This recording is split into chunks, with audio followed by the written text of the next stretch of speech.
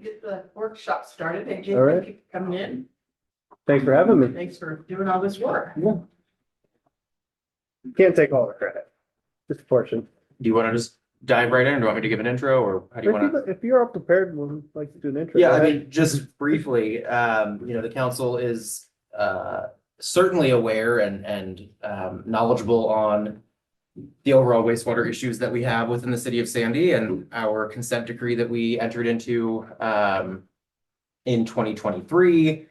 And for the last 18 months or so, we've been working on this facility, well, longer than that, but we've been working on a facility plan amendment to address some of the challenges that we identified in the original facility plan. And so when Jenny Coker came on board, she had highlighted a couple issues. That's what prompted the facility plan amendment.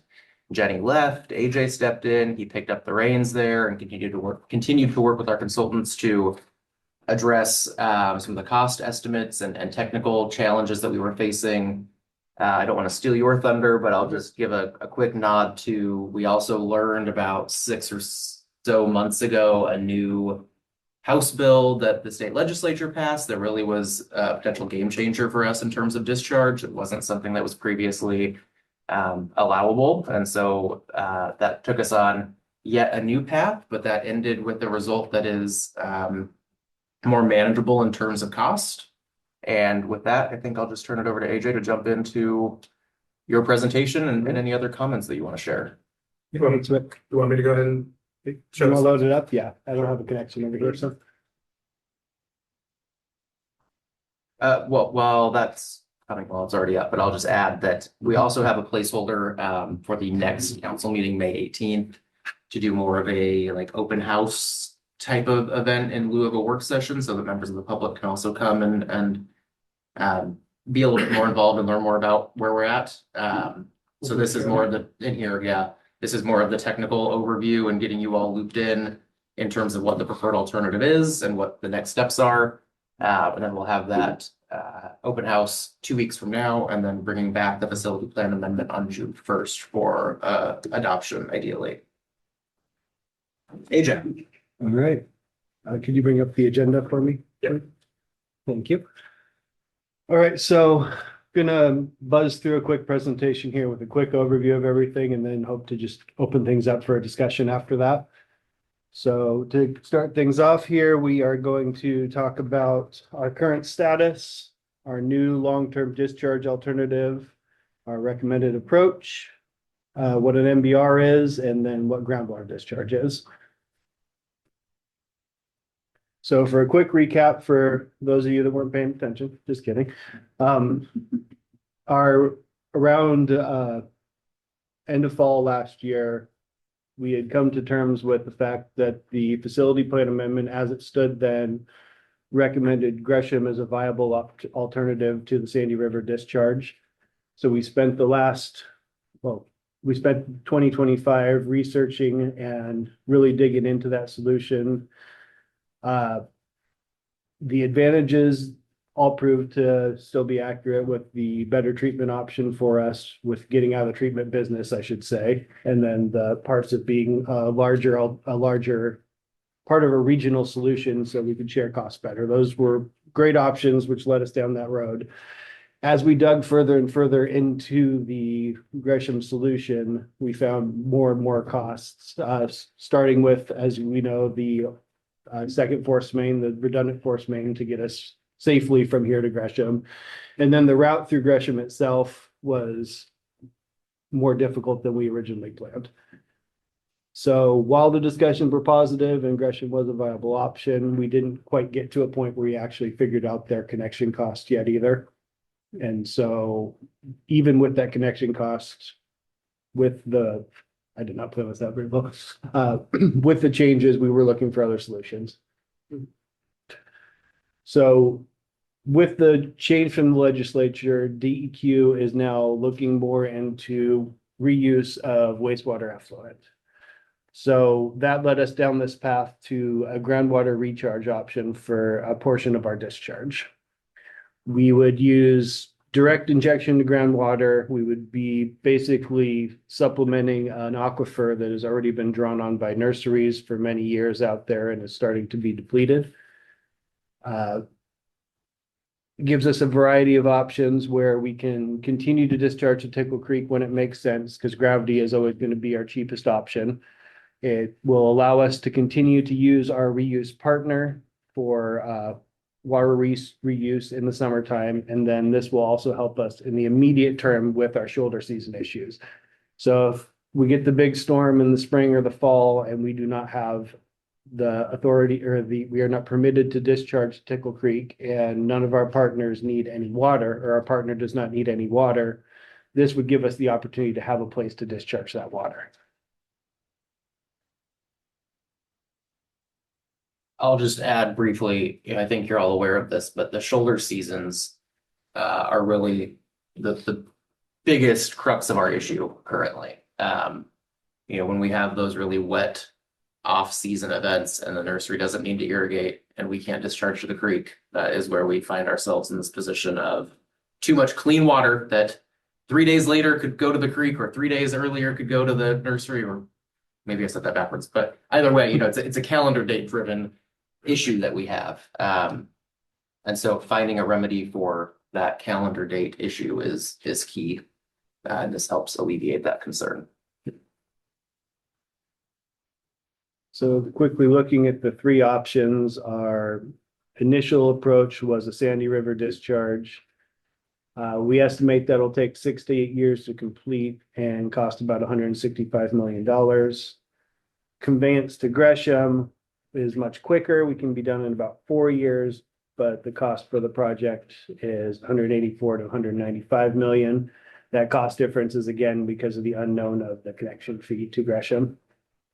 And then finally, we have what we're choosing for our new solution with this facility plan amendment, which is our groundwater discharge option, which can be completed in 4 to 7 years.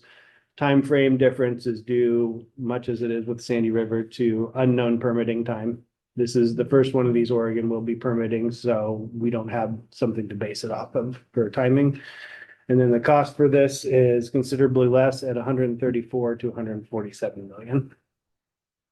And what's that range? And that range is due to different polishing options. So we treat our water very well already, and then we would be doing additional polishing on top of that. And what ends up being required would be driven by the permitting requirements. So until we know exactly what that is, that'll remain a range. Essentially treating from a class A to class A plus. A plus. And the membrane plant part of that is 3 years, is that right? Right about 3 years, yes. And I want to be clear, we'll probably talk about costs and program totals later on, but the numbers that you're seeing on your screen right now are the treatment and discharge alternative costs. This does not include or reflect what we've already put into the system, which is about $40 million, another 14 or so million that still needs to happen in the collection system. This is net. This is future. This is from here forward. From here forward, but only for treatment and discharge. There's still another 14 million that needs to be spent in addition to these numbers on collection system improvements. Does that 14 million still need to be spent in all three of those categories? So that is work that remains to be done with our pump stations throughout the city and then continued collection system rehab. So we've done a lot of work in the collection system, but we need to keep mopping up I&I to keep the amount of water that we need to treat down. Is that mandated by the consent decree or above and beyond? That's above and beyond. That's future business, basically, to keep our system. But to answer my question, so you're saying that the 14 million additional spend for collection system improvements will be applied to all three of those takeaway. So each one of that 165. Yes. Right? Yep. No matter what. The additional cost will be on top of Okay, it. all right. Yes. I asked them kind of in the future that we, as we kind of get through this, to kind of portray those costs so that, because the numbers, when the numbers change and, well, that doesn't include this and that, if we Right. kind of just look at the whole. I just heard him say 14 million. I wanted to know, and I heard him say earlier, we were getting out of the collection business with this one option. So I was like, well, why do we have to spend 14 million? Yeah. Treatment business. Yeah. Gotcha. Yeah, so no matter what solution we go with, we need to stop treating clean water that gets into our pipes, and that's through collection system rehab. Do you want questions as we go, or do you wanna, wait and get through your? I don't have a whole lot of this left. If you can hold on, I can blast through it and then we can just talk. All right, so as I've mentioned a couple times now, our recommended approach in this facility plan amendment will be the work at the treatment plant, which includes the MBR and then groundwater discharge option. It's our lowest cost that we have available to us currently. It can be phased so we could start that MBR work immediately, which we have some funding for to start things off. And it also, from a environmental standpoint, it retains our reuse partner, so we will keep reusing water in the summertime as planned, which is a benefit that the other two do not have. The other two options did not have. As I mentioned, this is the first time this will be done in Oregon, so we are running risks of what permitting will be. We are talking with the DEQ reuse team currently to kind of push our idea and keep working through things. So we have what feels like some support coming from that side of things. And then the last thing I mentioned is our polishing, which is our final treatment, will be determined by the characteristics of the water underground, as well as where we drop our water off and what the permitting requirements are around that. 2 more slides.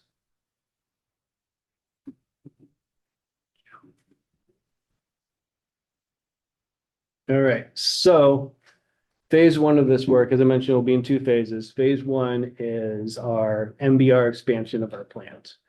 So that is not just plopping an MBR in place and calling it good. We have work to do at the plant here. One very important part is going to be upgrading our headworks that we have currently. It is under capacity. That is the part at the top of the plant where it catches all the big stuff that the rest of the treatment can't handle. So it's currently under capacity and needs to be upgraded because MBRs are more sensitive to extra debris getting through the treatment process. With the MBR in place, we're going to reuse one of our aeration basins to perform nitrification for our wastewater, which removes all of nitrogen from our wastewater, which is beneficial for our intended use. We need to work on improving our biosolids handling. So that starts off with simple upgrades to what we have been kind of limping along currently. So step 1 is dewatering or upgrading our dewatering system so that the solids coming out the other end are drier, which makes them more marketable. Biosolid storage will need to be increased because we do not have enough space currently. And if we can get things away from going to landfill with our biosolids, we will need to be able to store more to be prepared for using them for land application. Using them for what? Land application. So like we used to do, we'll work on getting another partner and another permit to do so. And then, of course, there is a ton of electrical, like complex little parts of this project that come together to make the whole system work once it's in place. And then phase 2, which we will begin work on determining immediately, will be the effluent polishing. So as I mentioned, we're going to need to use some sort of treatment to better remove things from our water. So that would attack like PFAS and stuff like PFOS and stuff like that. Currently, we are looking at 2 options. And if you want to go to the next slide, one of those is a simple kind of dumb system. It's activated carbon that we would set up and filter water through and then send it to groundwater discharge. This is much simpler to deal with. It involves very little operational complexity, and if it can treat everything that we need it to, it'll do perfect for it. The second option is reverse osmosis, which removes basically everything from the water. It's considerably more complex and has one added hurdle, which is going to be a waste stream that comes off of it. So there's what they call a brine stream that comes off the reverse osmosis system that could be substantial and that we'll need to deal with. So we're fingers crossed for the carbon at this point. And then a couple more forward. So basically, this slide just kind of shows our operational strategy with this in place. So we're gonna treat our water as we've been doing before, except for it'll be through an MBR compared to the activated sludge method we have currently. If there's a demand for water reuse, it'll go to our nursery partner. If we are allowed to go to Tickle Creek, we will go to Tickle Creek. And then if neither one of those options are available to us, we will use this groundwater option. So this is our savior through the shoulder seasons, or if Tickle Creek continues to trend lower and lower, this will help us with dilution issues in the wintertime. Not shown on here, but for future plans, this helps us with the 3-basin rule with the mass load limits. We would basically, as Sandywood grows, we would use this more and more in the wintertime as well to offset that mass load to Tickle Creek. Or reduce that mass load to Tickle Creek. Quick graphic here. Showing the concept. So initially we had talked about infiltration ponds at a different location. And we had looked at infiltration ponds at this site. They are not viable due to, at this site, there is a lot of shallow groundwater, mostly due to the operations of the site that it's at. And the alternative option then is a deep injection well to get down into the aquifer further and discharge that way. Along with that, we are also exploring an option that will kind of land in what's the yellow zone on this graphic here, where we do not have to inject as deeply, and then the soil itself acts as a form of filtration and treatment as well. You'll see that in the plan listed as a functionally equivalent connection. Because if water from that discharge can make it to Tickle Creek in 6 months, then it's considered a discharge to Tickle Creek. But it has different stipulations because of that soil filtration. And then I actually have a graphic in the folder. If you want to open that up, it's titled, it's a PDF. Yep, just give me one Take your second draft.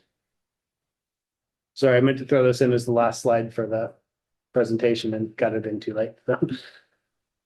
Is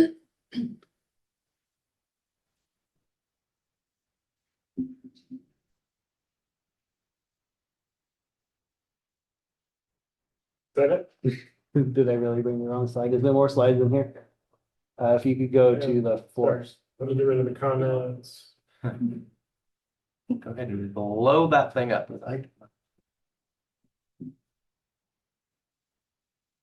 Is it any of these? It's number, sheet number 4. You're gonna have to help me because I have a Yep. Zoom window that's over the way. No, right. So it is that one there. Is this one? Yep, Okay. yep, that's the one. Biggest possible things.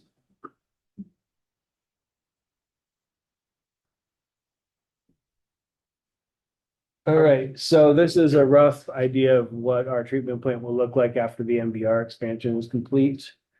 So in purple to the left side of the screen there, the larger purple area is where the MBRs will sit. One of them is on top of where the existing aeration basin is. We will leave an aeration basin to the left of the screen there. And then on the right side of that chunk will be the MBR building, basically. So that's where the controls and everything will sit for it. We will turn that clarifier, which is the round circle right above that blob, into the, I want to make sure I'm not using the wrong term here. We will convert it for anoxic treatment, which is just part of this process as well. We are adding a little bit into the sludge pumping building. We will be adding on to the existing disc and UV filters that are up on the north side of the screen there. And then to the right side of the screen, there is work to be done within the existing sludge handling building itself and the existing sludge storage place. And then to the far right, that rectangle would be the location for additional sludge storage. And then the bottom of that area would be the location for our new headworks, which just puts it slightly upstream of where our existing headwork is. So the initial screening will move to that spot. We will leave the grit treatment exactly where it is now, which is the big spiraling one. under the grate there that we may have seen on the tour.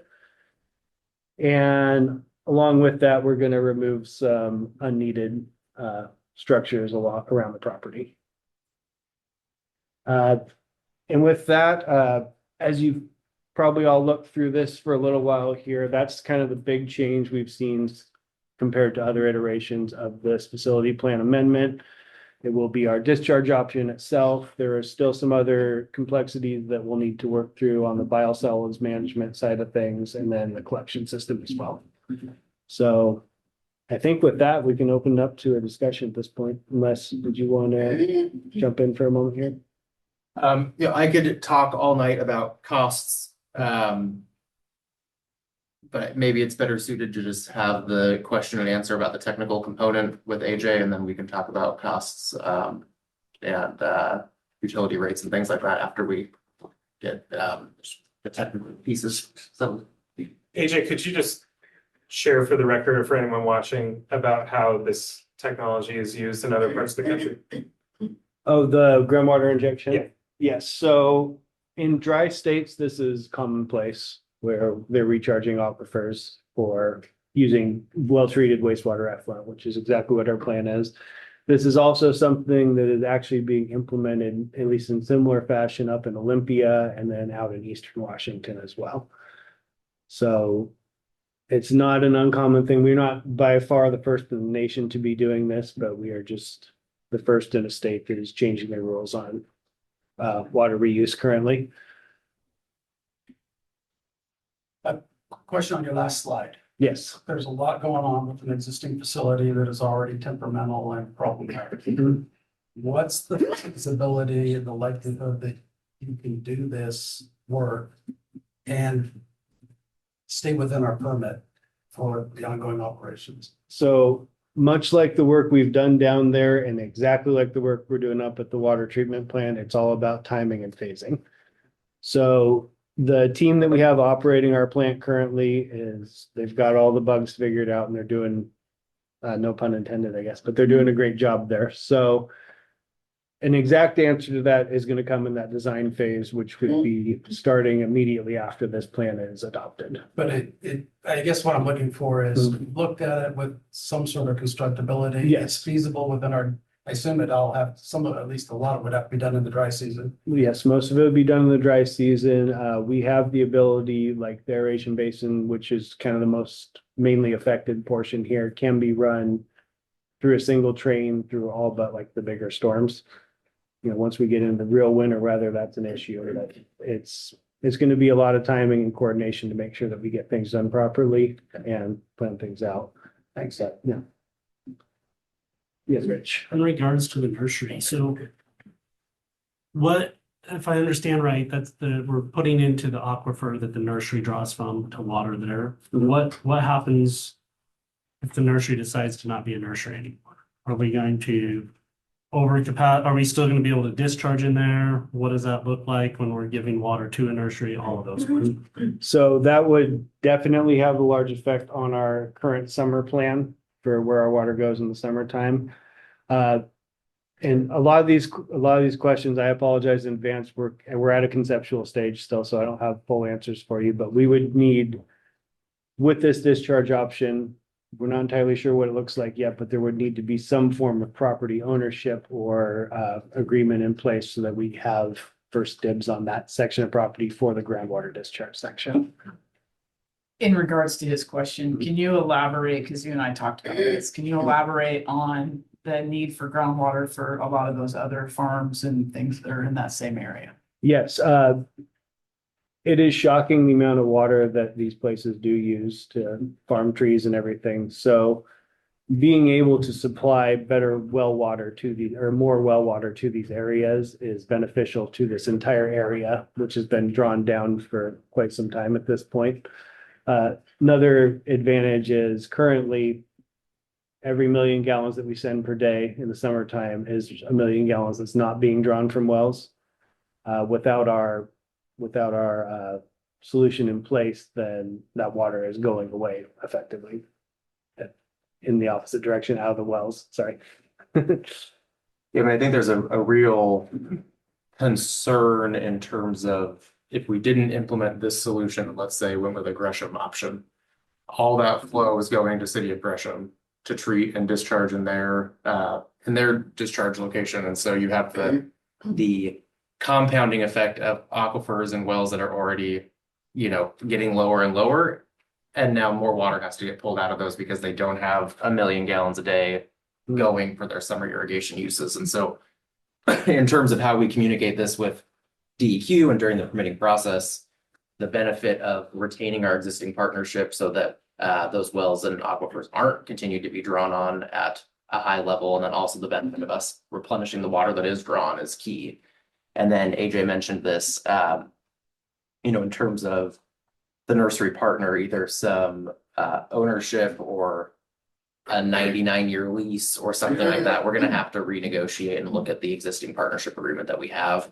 We need to do that no matter what, but certainly, we don't want to spend a lot of time renegotiating for today's activities if in a year we're renegotiating again for a long-term activity. So trying to pinpoint exactly what our long-term alternative is, assuming that's this option, we'll start engaging with that nursery partner and determining, what next steps look like and how that partnership is solidified and insured for the long term, not just a 5 or 10 year agreement. Follow up on that, Isley, then.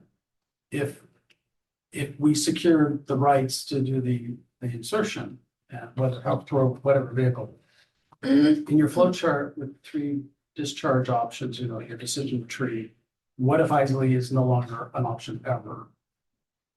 Would the permitting process allow us to discharge year round? That's our assumption at this point, and we will not know that for sure until we actually get this through the door with the EQ. So one of the advantages, just to speak openly in this room, one of the advantages to our current solution is it's a little bite, so it's easier for everybody involved to digest the fact that we're putting a small amount of water in to start with. You kind of prove the case out, make sure everybody can palate it basically. And then from that point on, expansion is our intention. And expanding to that level seems entirely feasible. It'd just be on permitting. It'd be a permitting question at that point. I've just always been concerned about the single point of failure around Isley. Yes, we have a contract, but there's no penalties. It does ask for a 10-year notice, but as we know, 10 years is not really a long time. It's not long enough. Especially if we've already buried ourselves in debt doing that plan. Mhm. Yeah, and It's a if you look at a map of how much land they have bought around there. They have a lot. of I land there. totally agree. It's Yeah. just businesses And it- come and you're- go, Oh, no, of markets course it's- change, yes. Yeah, Well, I don't know are you familiar with Isley's Nursery? Not directly, I haven't walked it. So they do specialty trees, right? So their market is worldwide. It's not just a local market. And so to Kathleen's point, they've actually expanded, over the last however long. And because they're so specialized, that there's just not many nurseries that do what they do.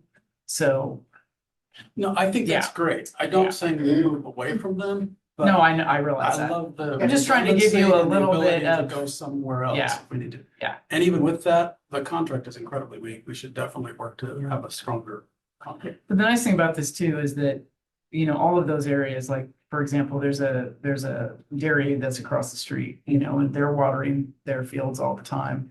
And so by assisting that natural aquifer, and then there's opportunities down the road for us to continue to do this in different areas as we grow. So there's a pathway for us to I expand love this plan. indefinitely. I just want Yeah. to be clear. I'm not arguing for No, I know. another plan. Yeah. This is not the Sandy, and therefore I'm happy. So this is something that I had done a lot of research in. This was a plan that I didn't understand why we couldn't have looked at for the last several years. Well, it only, And so, 'cause Got- other states around us have been doing Right. this for a long time, so. I think it was just last year the legislator passed this. No, I would make an argument that we could have House Bill 2169, was it? pushed this earlier. well, I think it 2025. is, I think there was always the point of, we could have pushed it, but then how many years would it take? And, you know, you kind of, at this point, we needed to have a plan to show under the moratorium. But I think it's really promising, and I think I've been attending, in fact, I was to our Zoom call this morning for the League of Oregon Cities water wastewater subcommittee, kind of working with the legislature and all about these policies. And Redmond is having huge issues with something about I'm gonna give the mayor over there a call, but the water in the irrigation canals, they're going to pipe those or something, or do something, and it's going to create, like, I don't know, they're gonna have 60% less water or something for that water that was in the irrigation canal. So they were, I think, part of the process that got this introduced. There's also, we have a lot of like-minded folks that want to see this over in Eastern Oregon, Redmond, and I think there's some potential over in, I want to say, not Hillsborough, but another town over there. Because we've been talking about it, and folks, you know, at first it was kind of like, oh, it just benefits Sandy, and then I start talking, and it's, you know, this would benefit a lot of people. It's going to benefit the environment.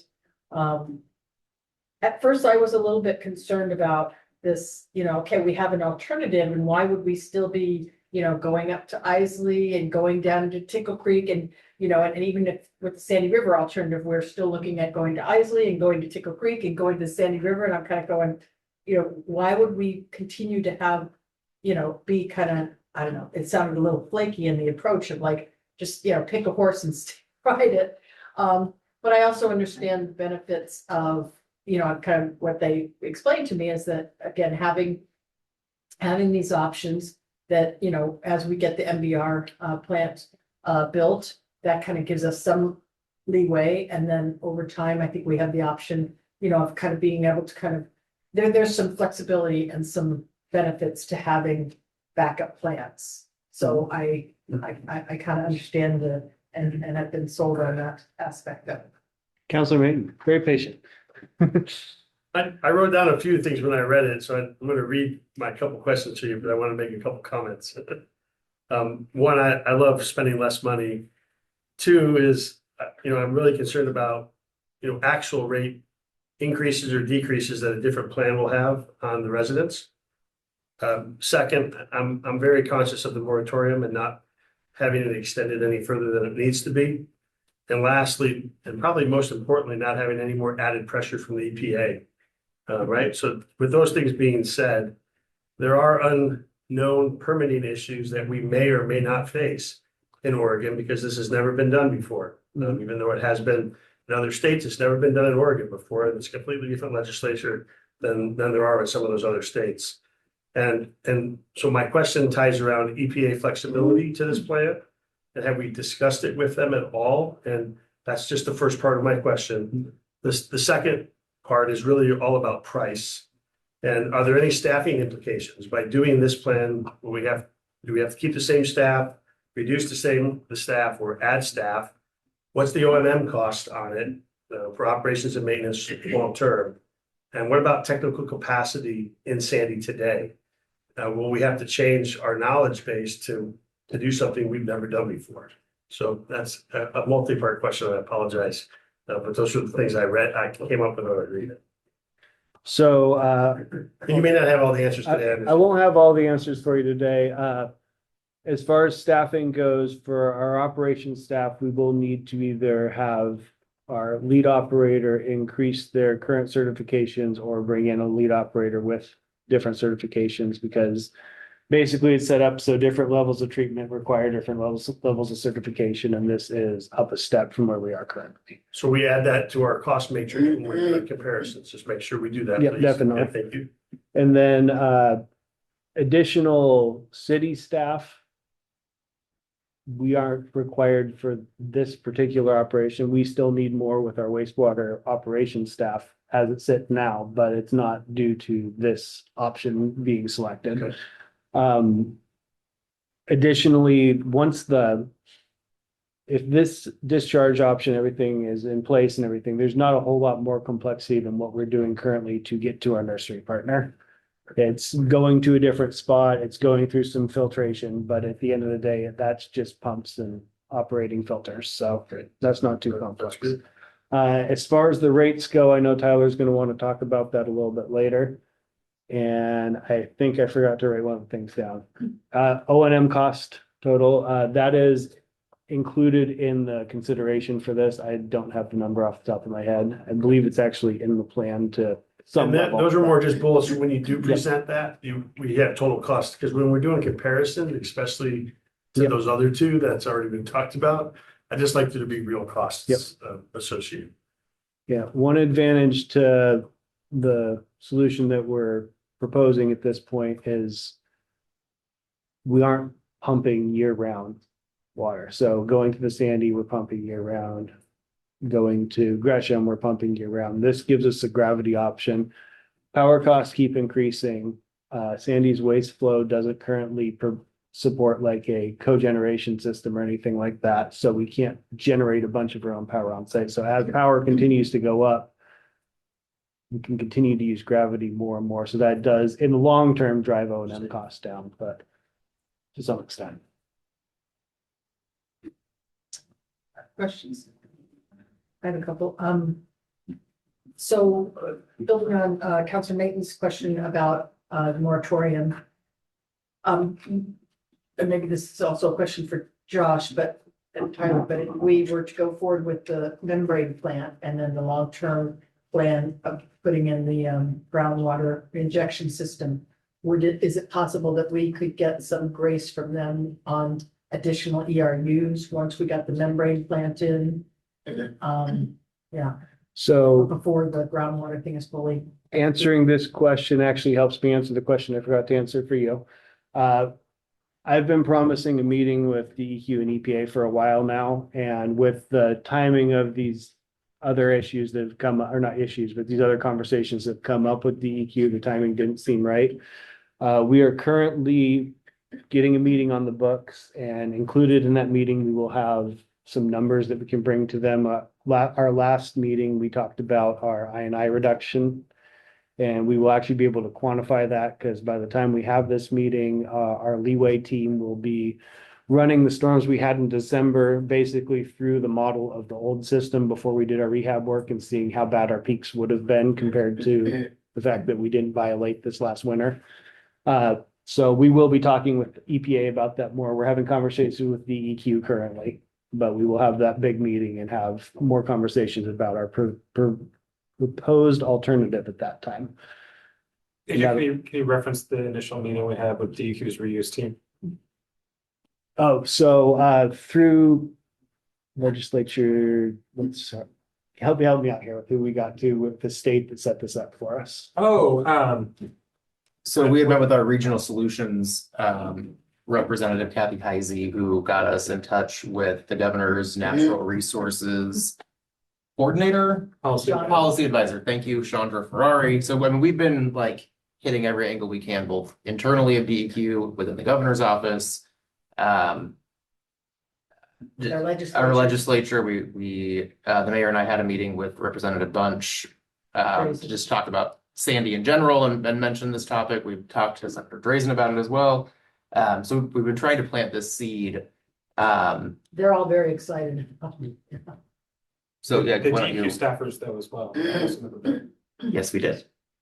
And you know, their initial comments are, well, we haven't permitted something like this yet, but we're not being met with, that's not allowed, or that's, you know, not legal. We haven't permitted this. So, I mean, I think there is, and AJ spoke to this, you know, there's an on-ramp in terms of timing to really get this through DEQ, because they don't know what they don't know. We don't know what we don't know. We certainly have other states and other cities that we can look to from their permit examples, but that doesn't always align with what's, you know, in our state. So we have good examples to pull from, but it'll be a, you know, process to get through the hurdles of that permitting. It'll be interesting to see if they're willing to work with us as they develop their process, as opposed to wait for it, then Yeah. find out it's defective and have to work around it.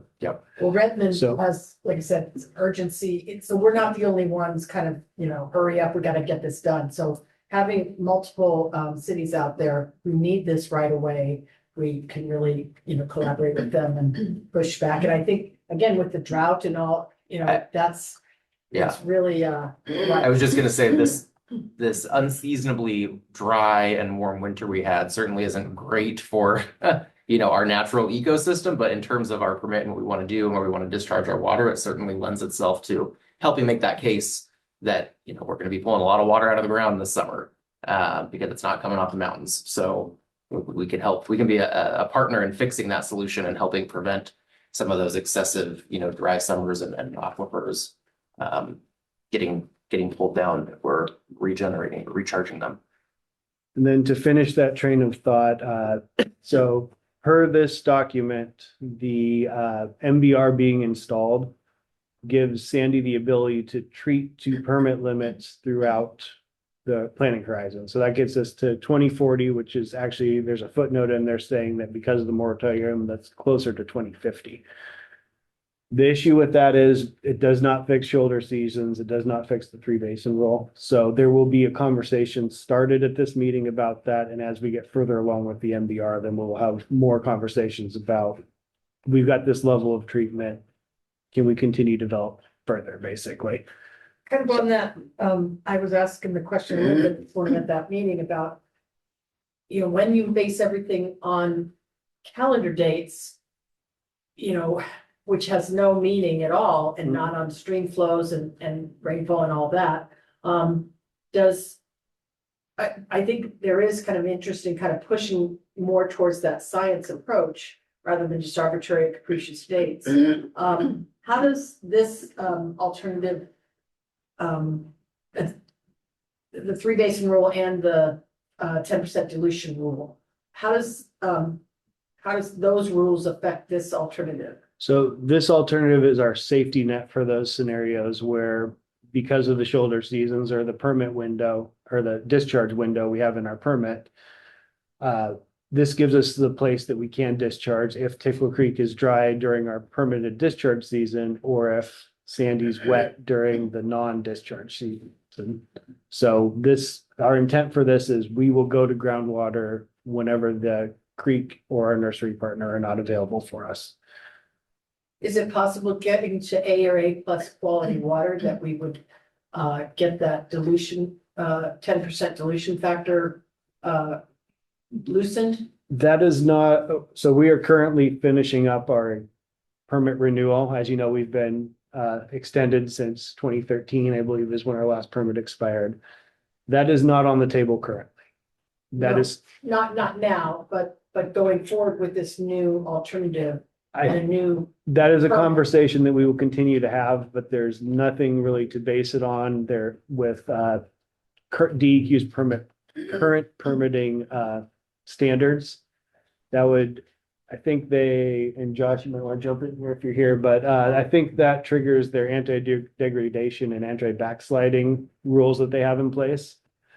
the So creek is drying up. I So adding clean water back into the creek would seem like a benefit for the fish and, so that's kind of where getting back to that science-based stuff rather than saying 10% and, May 1st to October, those are just so arbitrary and not really putting science into the mix at all. So, and I know that's totally not- understand, and I do not disagree with you on that. I could see that coming someday. I just don't see that being a near-term help for us. But fingers crossed that someday, cooler heads prevail or something along those lines.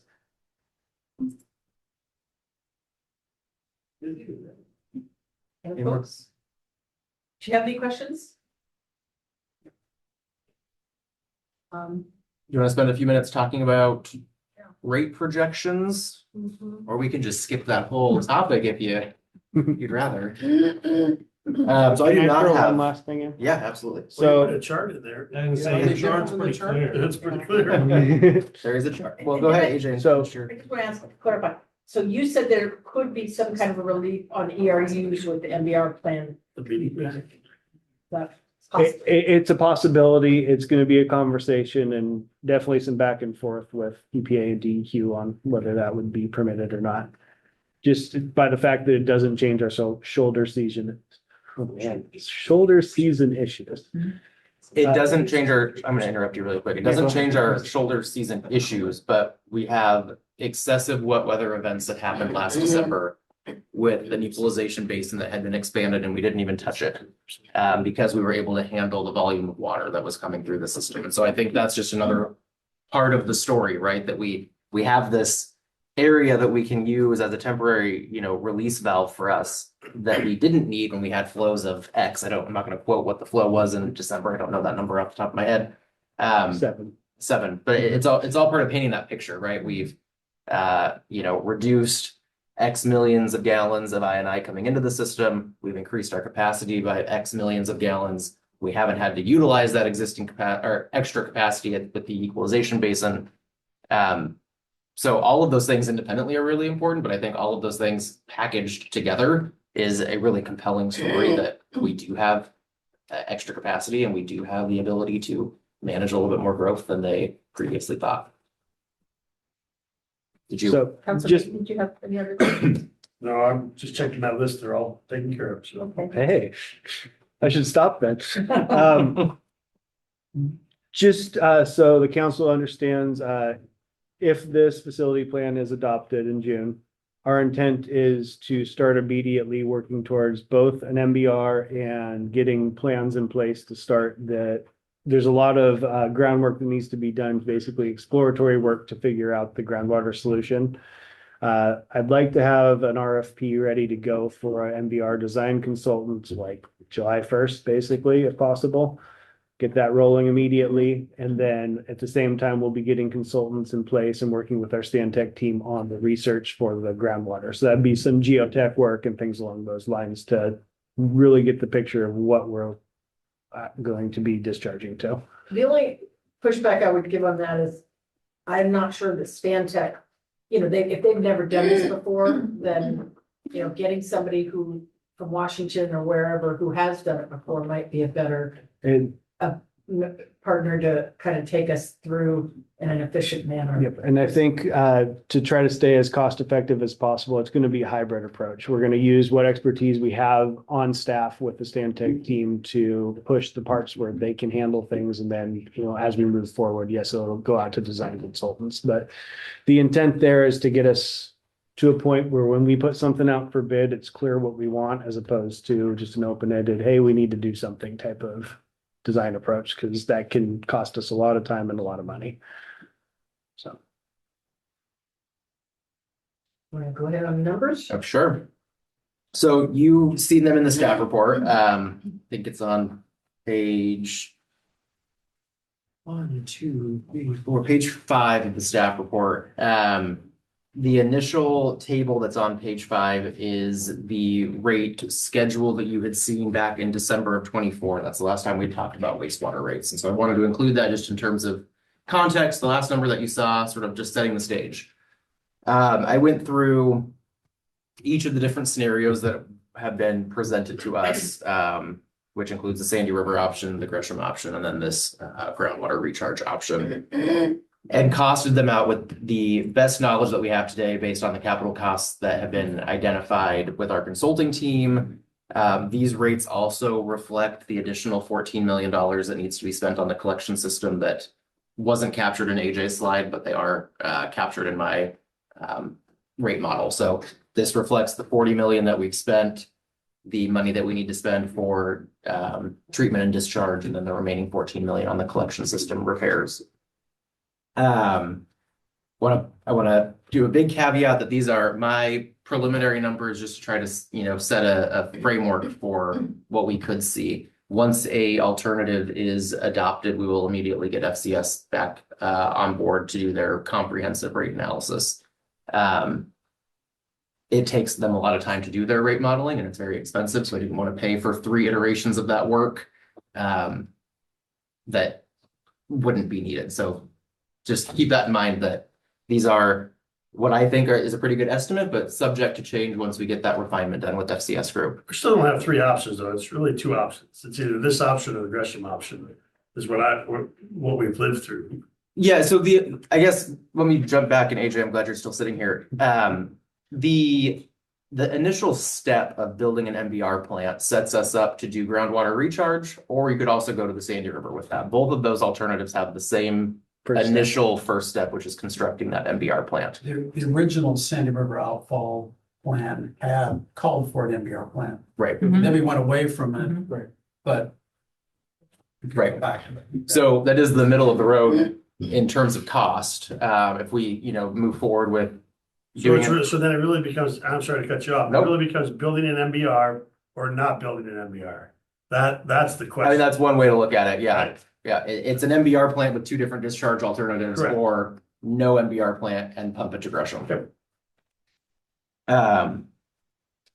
So we've got three different things laid out here. The Sandy River discharge option, you know, is, I'm sorry, I don't have that slide pulled up in front of me to give the exact dollar amount. $20 million higher. Sandy River option's about $165 million, all in. That results, you know, in debt service payments annually of more than $12 million once the project's completed. And you can see here on this table, it's a series of, you know, 7 years of a 15% increase every year, and then drops down to about 12% for a couple of years. I also did an estimate for SDCs for each of these, again, with the caveat that FCS needs to go in and confirm the capacity, you know, percentage that I applied. I used the methodology that we have, but this was just, again, to paint the picture of kind of where we're at today, where it could go. So, you know, a pretty hefty increase, rate increases that were more than what was projected in 2024.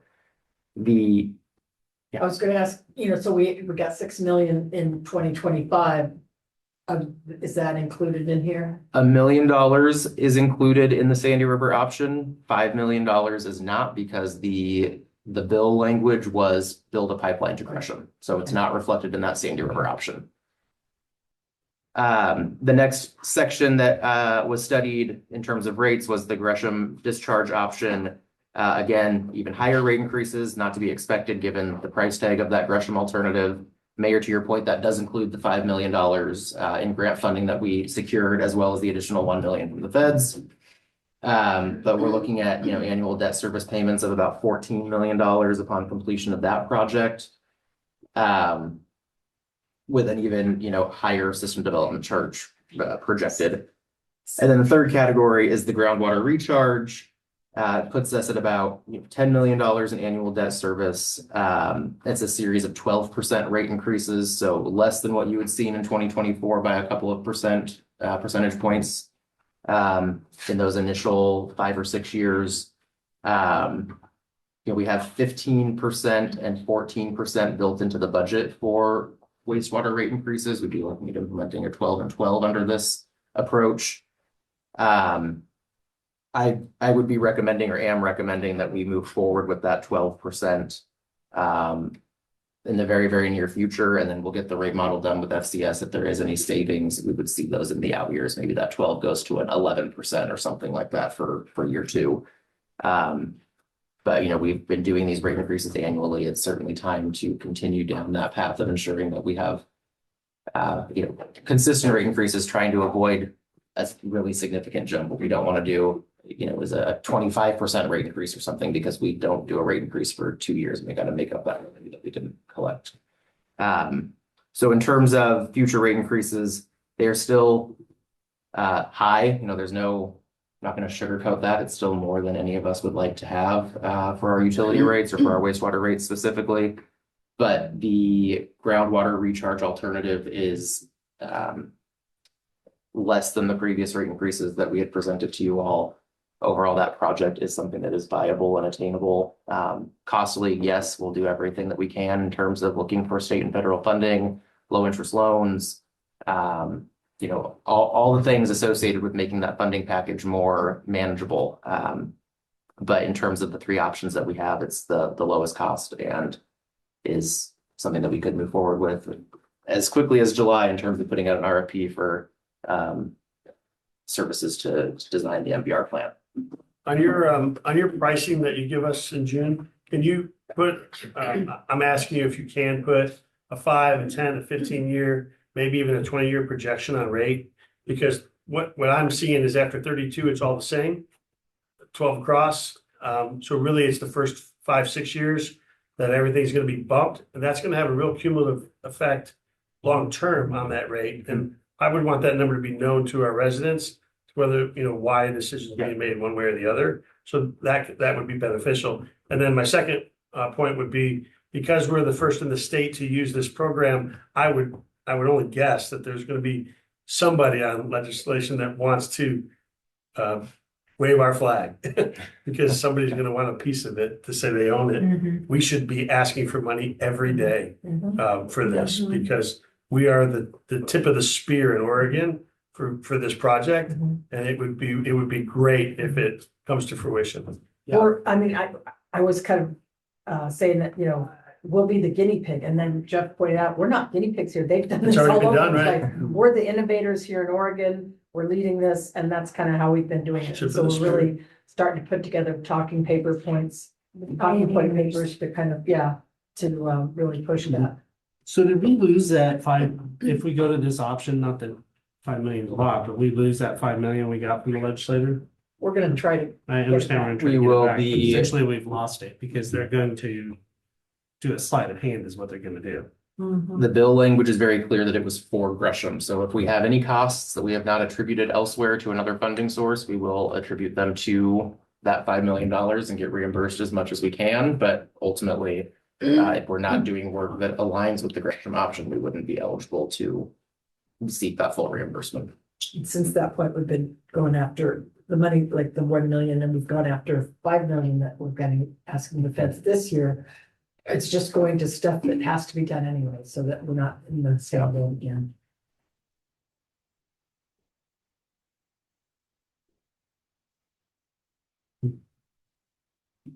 The other thing I would say is that I've kind of asked Tyler to kind of give us an idea of like, okay, for every, 5 million or 2 million, whatever the number is of additional federal or state funding that we get, what does that do to these rates Yeah, and the SDCs? So we're working on that. I started playing around with that more today. It's a little more of there's not a quick answer, and I'll back into an answer, but ultimately the reason why there's not a quick answer is because of the timing of funding. We might get awarded similar to the 5 million we got for Gresham. We got awarded that in 2024. Is that right? 25. The 25? Yeah. With the lottery bond sales for 27. So even though we got awarded in 25, we wouldn't have seen money for 2 years anyways. And so I'm trying to play with, okay, we get 5 million, but we got to have 5 million in cash in this scenario to front load it so that we can get reimbursed. And so trying just to tweak those numbers and make sure that we have enough cash on hand to continue to move forward. Nearly all of the funding that we have currently on the wastewater side is all reimbursement based. So we're shelling out a lot of money up front. Many of our reimbursements happen very quickly, but some of them take a lot longer. Federal loans or federal grants, for example, take a very long time to get through the reimbursement process, or at least historically they have. I don't see that changing. And so in terms of answering your question, Mayor, it's a little more nuanced than me just deleting $5 million in loans. So that's what's taking a little bit longer, but I will make sure that we get an answer for that question before we bring back a rate adoption request. And there's also the aspect that we do need to replace the line up to ISA. I know that's included in these costs and all, but a lot of those costs, I mean, they're getting all this water for free, which I think is why they've been able to expand so much as they have. And so there's just a discussion to be had about what that agreement looks like going forward, because, we can't, to have all of our ratepayers paying for this when other people are getting the water for free. And I get that it benefits us, but it also costs us a lot. So I think there's a discussion to be had about how we do a partnership going forward that works for everybody. If it isn't for them, we're sunk. We're sunk, yeah, So I don't know whether there really is. yeah. They're actually be doing us a careful. favor by taking the water, Well, so but it needs to getting go it- somewhere. We have to be careful. I mean, if we get permission for the groundwater discharge, that's another alternative, is that we help all those other folks that have wells out there, and then they can put a well in too and pump it themselves and figure that out, so. I think we don't have this one alternative, so. But it's a win-win. We gotta figure out something, but. I don't wanna just lay it all on the our ratepayers and SDC folks. We have lots to do in terms of contract evaluation or agreement evaluation with the nursery partner, so we'll be hitting that hard in the near future. I don't want to give you a date certain, but we recognize that we've got some weak spots in that contract currently that need to be addressed. And then certainly if we're investing more money on groundwater discharge, then we want to make sure we have like a first right of refusal or something like that. If they do ever decide to sell the property, that we have the first option to make sure we can get what we need to ensure that we can discharge in the long term. So we'll be working on that in the near future.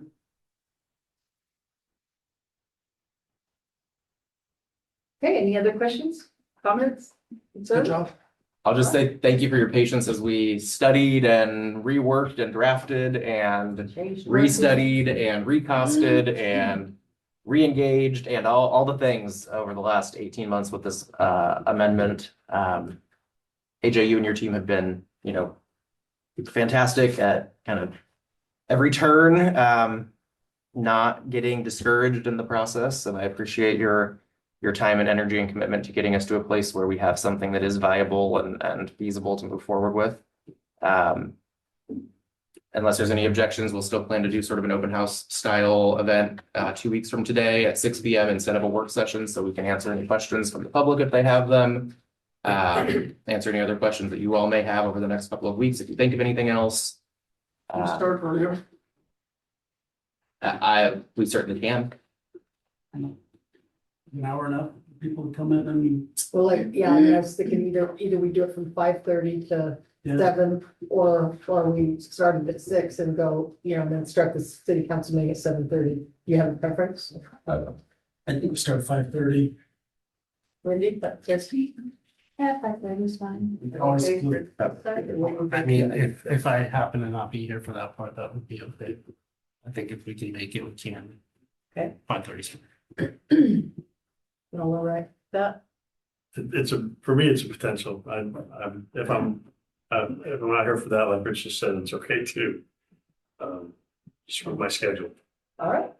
Well, thank you. Let's get back at 7:10, please. Thanks, everybody. Thank you. very much, AJ. Good job. Let's go ahead and start the meeting with pledge of allegiance, please. Pledge allegiance to the flag of the United States of America and to the republic for which it stands, one nation, under God, indivisible, with liberty and justice for all.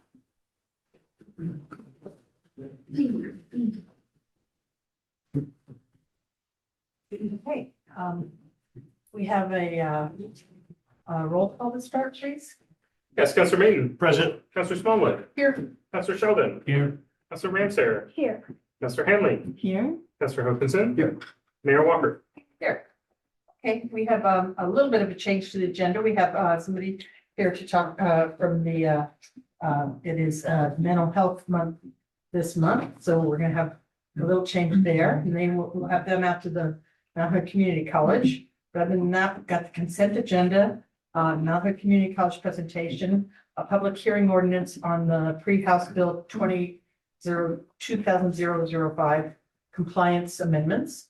The old business, we're gonna kind of get through the rest of those nuisance code enforcement regarding especially the solicitation ones. And then the new business is just a bin list check-in. And then reports from city manager and everybody else. Are there any changes to the agenda? Okay. Is there anybody else here for public comment? Do we have anybody online, Jeff? We didn't have any signups today. Okay, all right, very good. And do we have any follow-up from previous comments?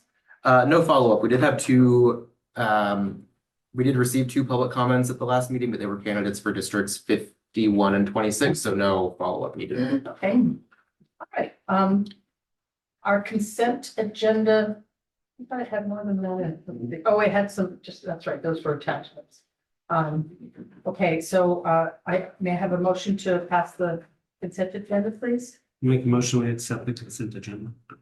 I will second the motion. I have a motion from Council Sheldon and a second from Council Ramsdale to pass the consent agenda. All those in favor, say aye. Aye. Opposed, say nay. Motion passes. One abstention because. Oh, that's right. Thank you very much. Okay, our next agenda item, we'd like to welcome the Athens Community College folks up to tell us how their bond is going. Thank you for coming. Yes. Well, thank you for having us back. We made a commitment a couple of years ago to come out and provide you updates, and so we wanted to take this opportunity and just kind of share with you what's new. And good evening, everyone. Lisa Scari, President of Mount Hood, and I'm joined by one of my board members. I'm Diane Noriega, and I'm a proud resident of Sandy. And I'm in my third term on Board of Education for the college.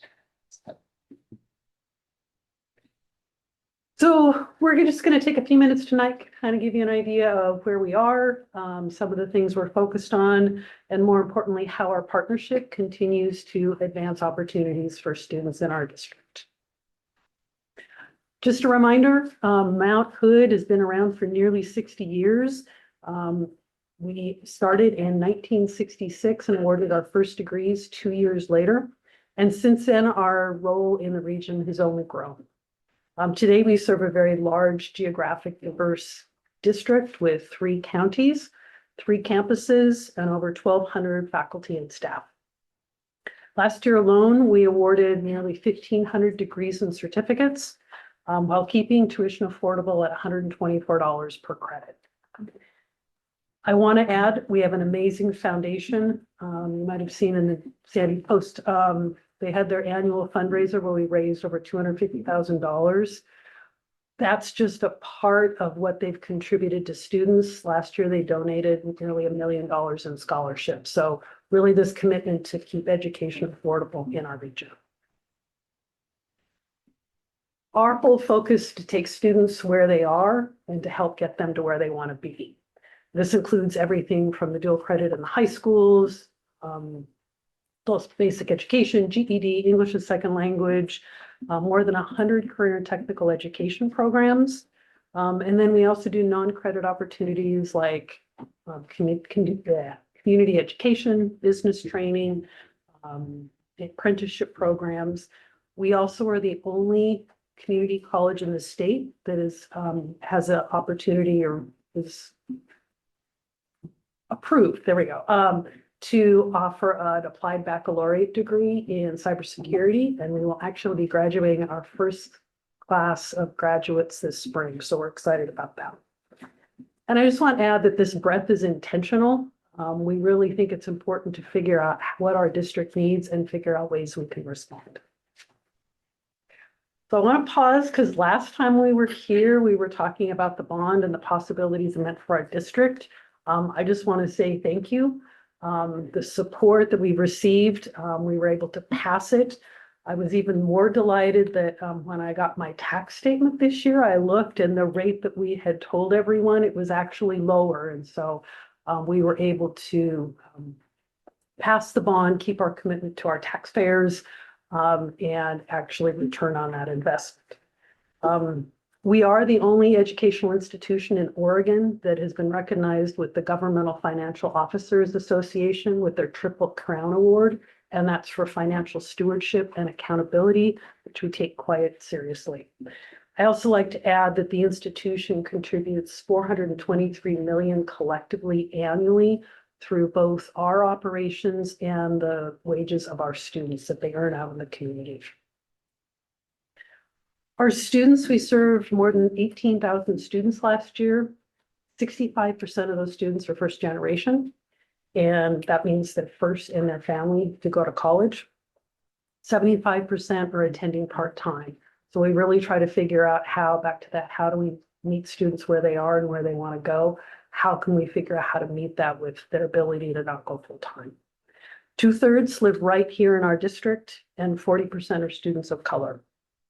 And that's why partnerships are so important to us, so that we can help students see their future, attain it, and hopefully stay in our district. Now, I like to show this picture because there is a real direct impact on this community through the college. This shows the strength of our partnership with Oregon Trail School District.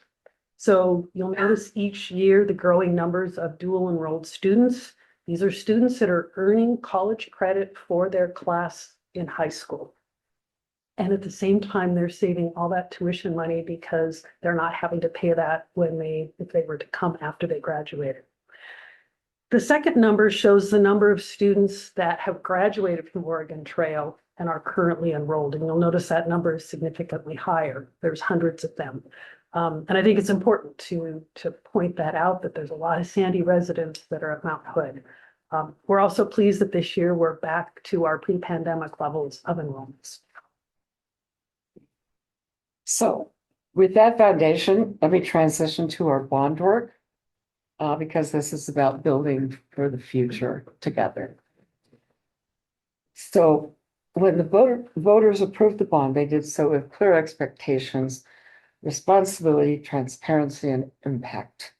The focus on the bond was on critical HVAC, plumbing, electrical, safety improvements, supporting hands-on learning and training for in-demand careers, restoring athletics facilities, expanding our ADA, improving community pools, creating year-round public spaces. For accountability, MHCC Board of Education appointed a Citizens Bond Oversight Committee earlier this year. So we are committed to delivering on community trust. We also operate under very clear spending timelines with strong accountability built in. As you can see from the slide, there's lots of activity that are going to be going on in the next few years. And the bond funds have clear spending benchmarks. So most of the activity should be completed by the end of 2028 or early 2029.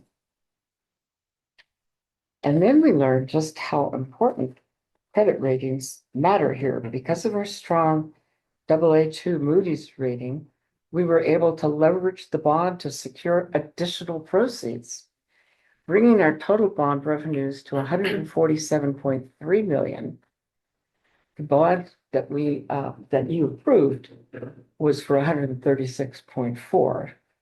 So in addition, $8 million matching grant from the state. So we had to have that $8 million in our hands before we could get the match. I know you know what that's about. So our total investments in campus upgrades will be $155.3 million. I mean, it just does my heart good. And we're already delivering results. So major projects are underway or completed. So for example, the aquatics retractable dome we're getting started. It should be done sometime later in 2026. And that everybody's excited about that because that was the one thing they said, oh, we don't have a pool anymore. Parking lot repaving. 9 parking lots are complete and the paving will continue. Track resurfacing and ADA parking and roofing and siding repairs. Some of these are just very basic things. So over the next 90 days, our focus is on continued paving, onboarding architectural and engineering partners, setting design standards, and engaging subject matter experts to ensure that we build wisely and well. So what does this mean for you?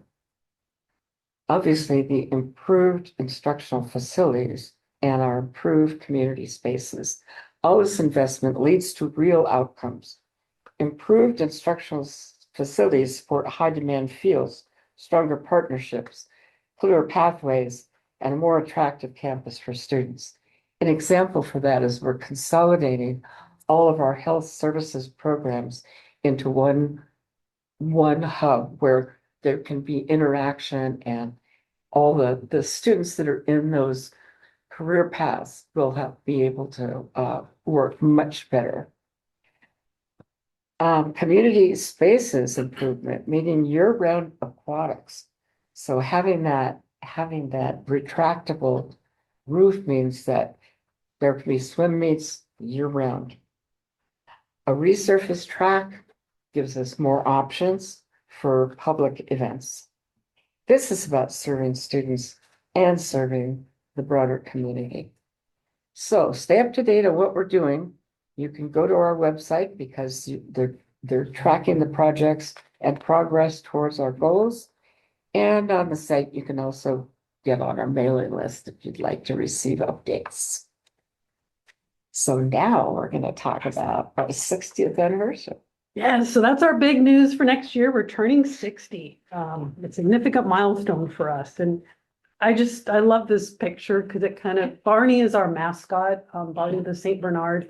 And so here's a few iterations of Barneys of the past.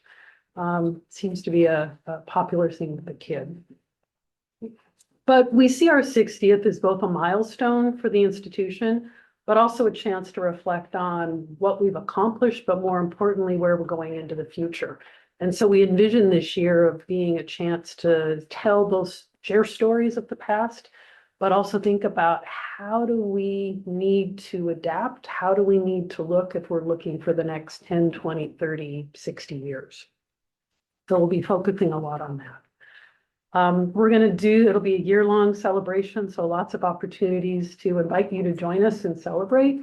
We'll kick it off in the fall when our school year starts, kind of middle to end of September, and then we'll do it throughout the entire year, ending with commencement, which is in mid-June. And it's not, like I said, just about celebrating the last 60 years, but also about building the next 60 together. And so I always come here with an ask. So here's my ask for all of you. I bet some of you maybe attended the college or attended an event at the college or might have some picture that has the college or Mount Hood or maybe an old Barney in it. If you happen to have any pictures and would be willing to share them with us, we're trying to put together a collage and a montage of the years. I was at Happy Valley and somebody said, I never went to Mount Hood, but we did swim meets there. Let me see if I can find something. So I encourage you, if you happen to have anything, please share it with us. We'll also be doing calls for stories in case you had some interaction with the college before. Again, we want to try to build this. We're a community college, and so we want to share how the community has been impacted by our work over the years. And so here's the email address to share your pictures, any stories you might have. And again, thank you for this opportunity. And happy to answer any And if questions. you have any questions, we'd be happy to take them. Thank you very much. That's made a lot of progress already with everything. So Well, it's exciting. funny when they tell you that you have to have a certain percent spent in 60 days, how quickly you can, some of those projects we've been waiting It was for a long years. time coming. You guys waited a long time. Oh for- my God, yeah. for the funding 50 and years. support. 50 years since our last bond. Yeah. So it's very exciting to see all the activity going on campus. It really is. All right. Thank you so much. Thank Okay, you. Any other Thank questions you. or comments? No? All right. Thank you both. Thank you. Okay, our next speaker is from the, the National Alliance on Mental Illness, Gary Marshke, and he's here to talk to us about Mental Health Awareness Month. Yes, and of course, I just lost the connection to my slideshow. that Tyler's got. We have it, so. You have it. Well, I was we'll pull it gonna up, follow, but- I was gonna follow along with it, It'll but, present right there great. on both of those TVs. so that way you knew it was coming. So thank you very much. My name is Gary Marshke. I am the Outreach and Development Manager for NAMI Clackamas. That's the National Alliance on Mental Illness. We're located out of Milwaukee. Everybody know about NAMI Clackamas, I presume? Oh, in fact, I forgot almost. I have I would not Yes. assume that. for each of you. This is a genuine NAMI Clackamas stress ball. Thought it would be particularly appropriate for this occasion. And I can tell you, it is guaranteed to remove all stress and anxiety in 30 minutes or less, or you get your money back. Here you are. For all of you. Yes, you could toss them at the person who's annoying you, but I'm saying that you probably would, Thank you. would bounce off. I also have crisis communication cards I'm going to leave up here for you to take. Those are things to say in places that you might refer people to right here in Clackamas County that. Low stress job. There you go. Yes, exactly. So anyway, so I wanted to take a few minutes. May is Mental Health Awareness Month. It's one of the months during the course of the year that we really try and focus specifically on mental health and what's happening. So if you're going to go ahead and move to the next slide. So I start off with this because this kind of gives us a sense of the need in the community. Does anybody have an idea the average time between the time that somebody suspects they might have a mental health issue and the time that they actively seek help? A long time. Take a wild It's guess. long. Years. How many you think? 5 years? 15. No, it's in between. Go ahead. Next slide. It's 11 years. 11 years. Okay. And, you know, we know that it's access is an issue, cost is an issue, but it's not an 11-year issue. Okay. The big issue, you know, starts with the big S. Next slide. It's stigma. Okay. We know that for a fact. And that's what we're all about. What's the solution? Next slide. To stigma is education and peer support. Okay. And that again is what NAMI Clackamas is all about. Next slide.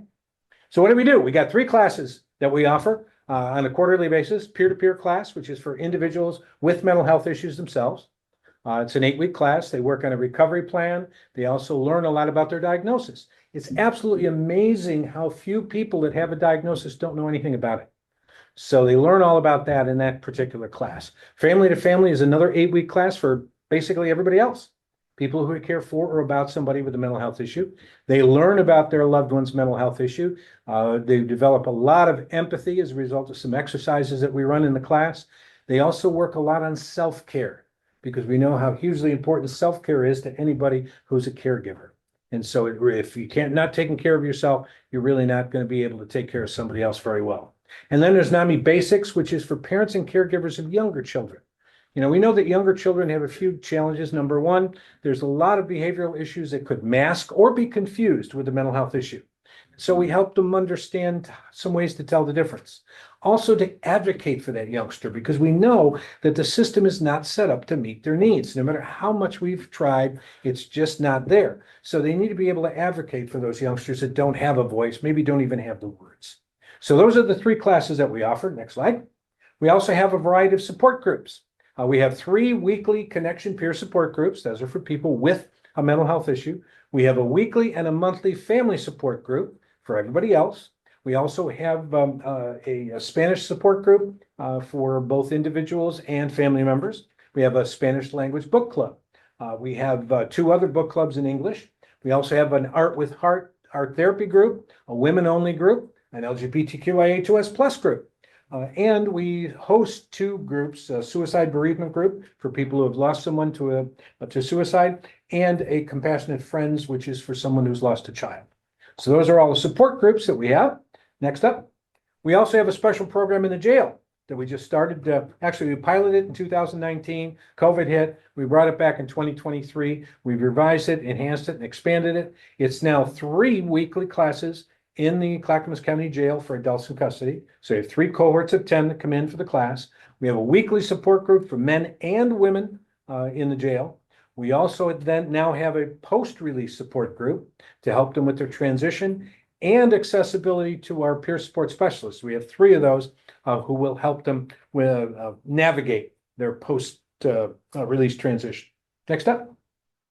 That's our peer support specialists. We have 3 of them, as I mentioned, on staff. They're there to help anybody impacted by a mental health issue, family member or individual, access the services, identify what's necessary, navigate their way through those services so we don't leave them just with a referral. We then, act kind of as a case manager, walk them through that process. So our peer support specialists are there as well. Next up. We also do community presentations like this, as well as longer ones. We've done Mental Health Matters, which is basics around mental health, In Our Own Voice, which is one that goes into high schools around the area for the high school students to be able to learn a little bit more about mental health and some tools.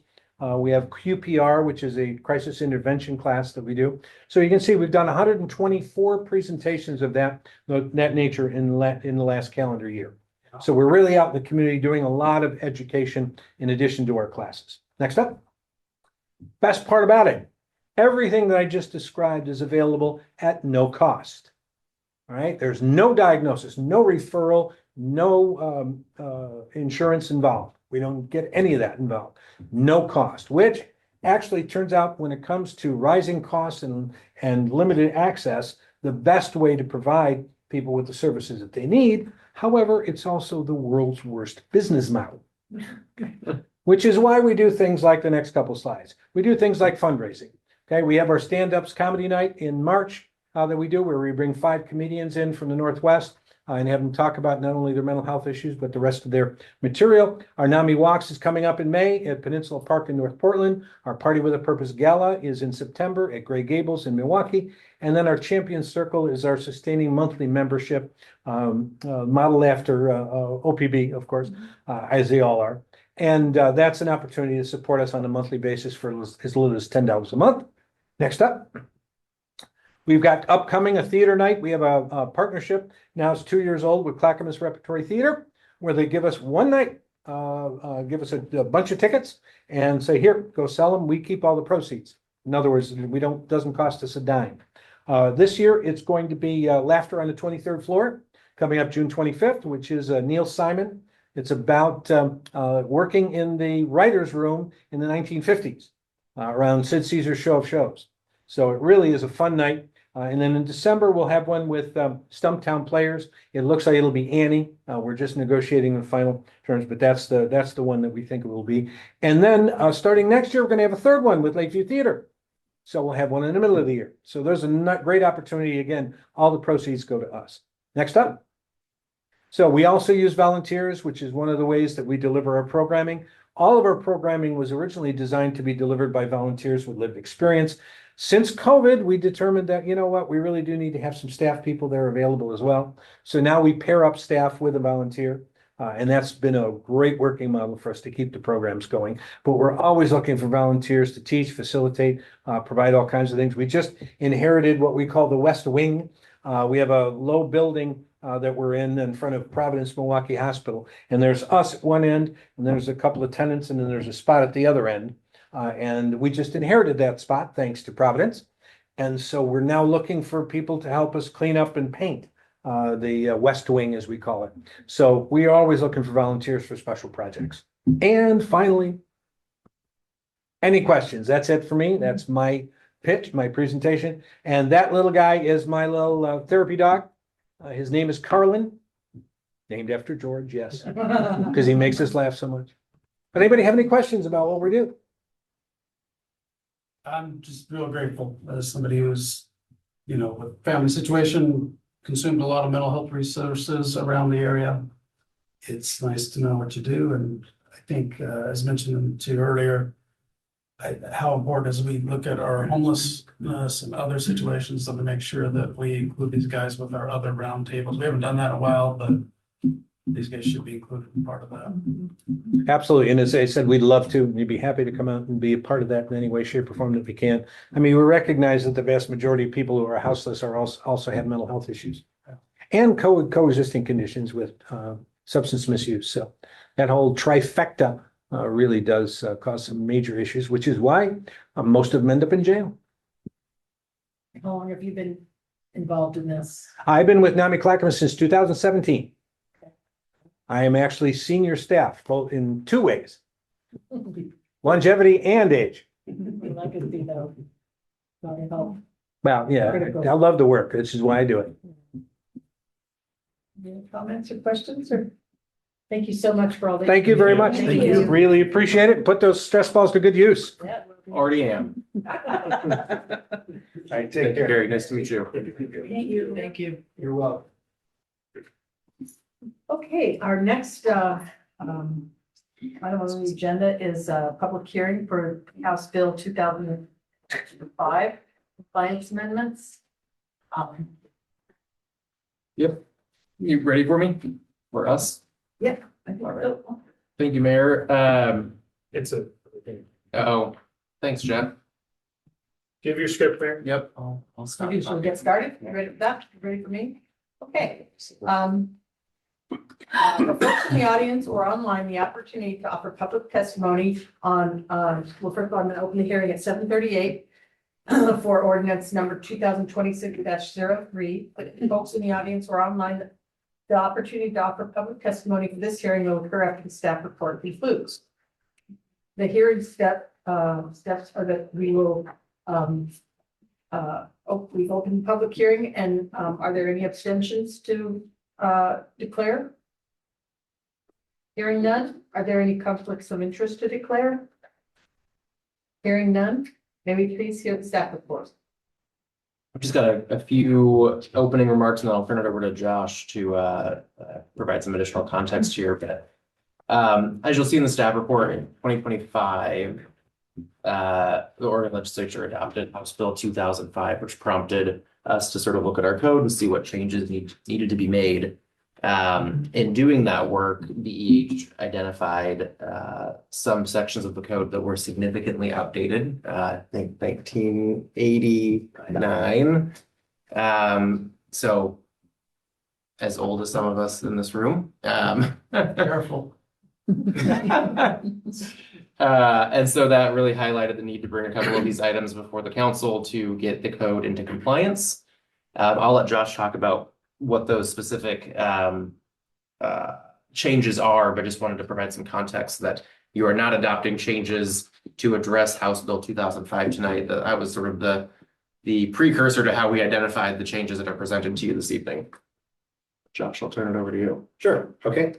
So the previous presentations kind of an interesting lead into this one because this has a significant mental health component to it. It's not just about mental health facilities.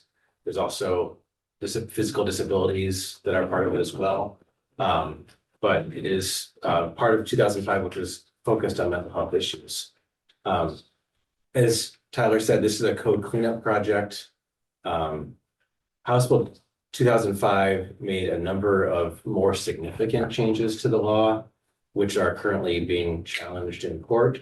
And so this is not seeking to implement those until we see how the litigation plays out. And those relate to what we call super siting requirements, which basically you have to allow these facilities, if they apply, these types of facilities in certain locations, for certain types of crisis intervention centers and things like that.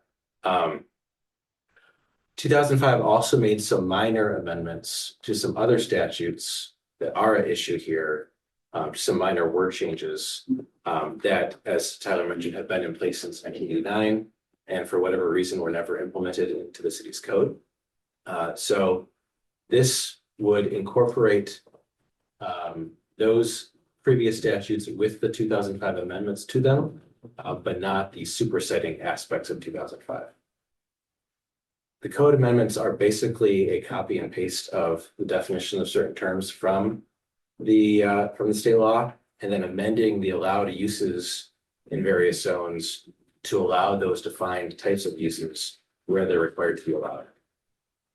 These types of uses are not very common,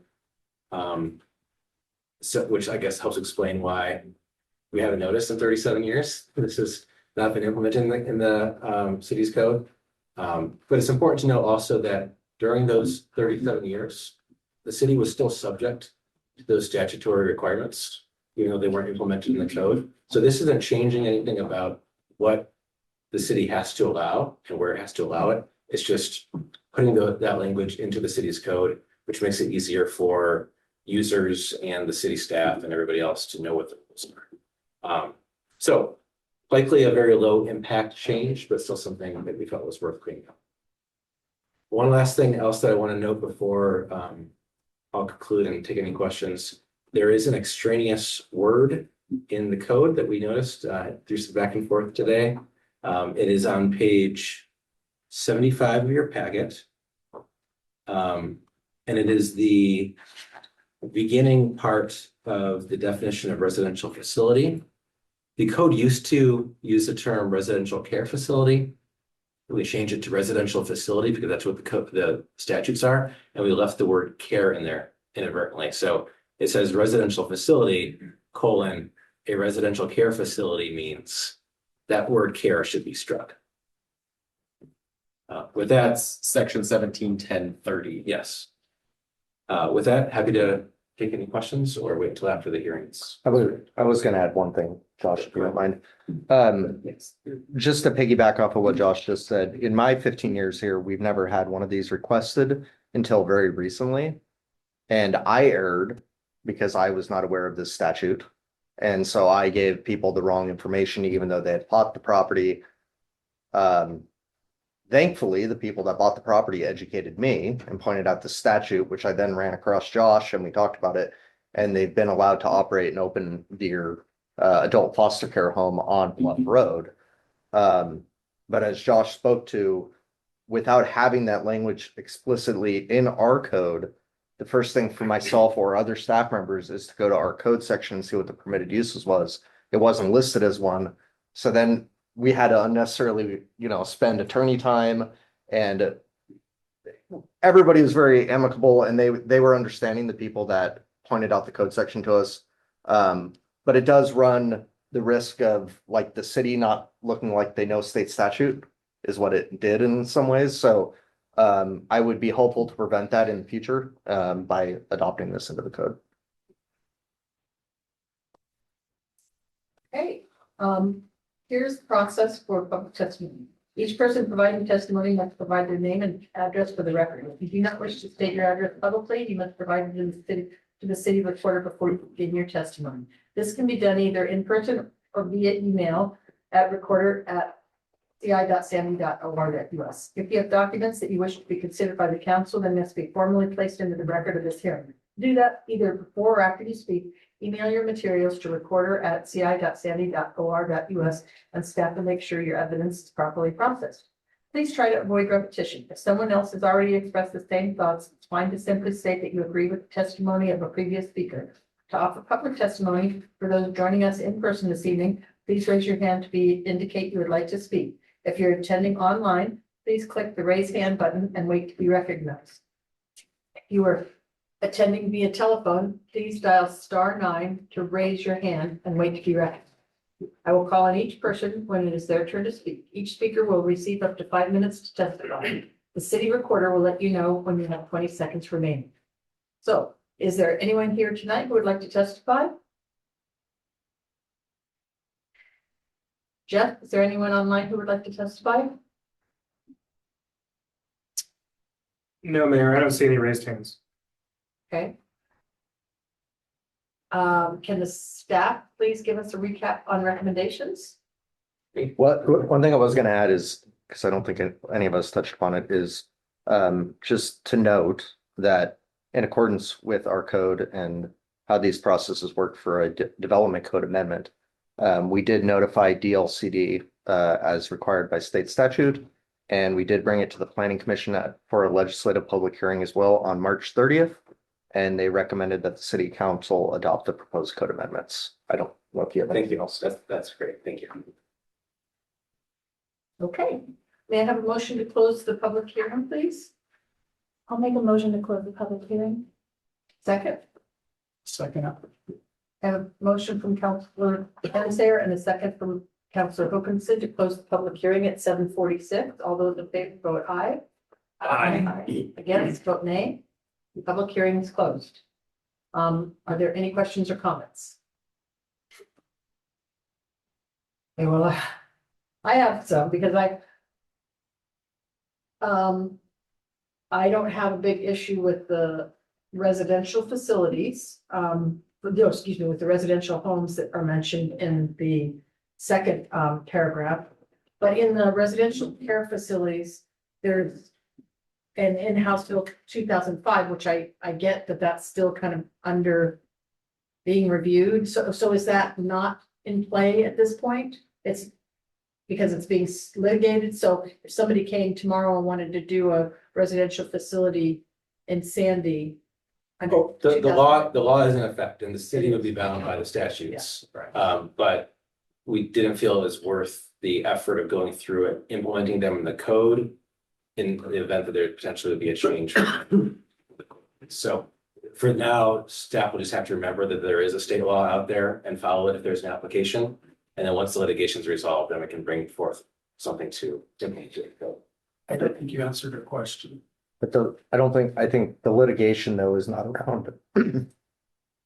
Correct me if I'm wrong. The litigation, I don't believe, is around the definition of what a residential facility is. though. Correct, no. Correct. Okay. And so one of the things, when you kind of start reading through all these awarenesses, which evidently Josh pointed out to me that I don't have the latest one, I, Googled it. And evidently to get the latest, you have to pay $1,000 and buy the code off the Oregon legislature. Is that the only way to get it? No, it's on their website. Oh, I couldn't. Okay, I'll get some help from you later on that. But what was concerning to me is that I'm not clear on what it is that we're allowed to have in Sandy. So when we have a planning commission meeting or a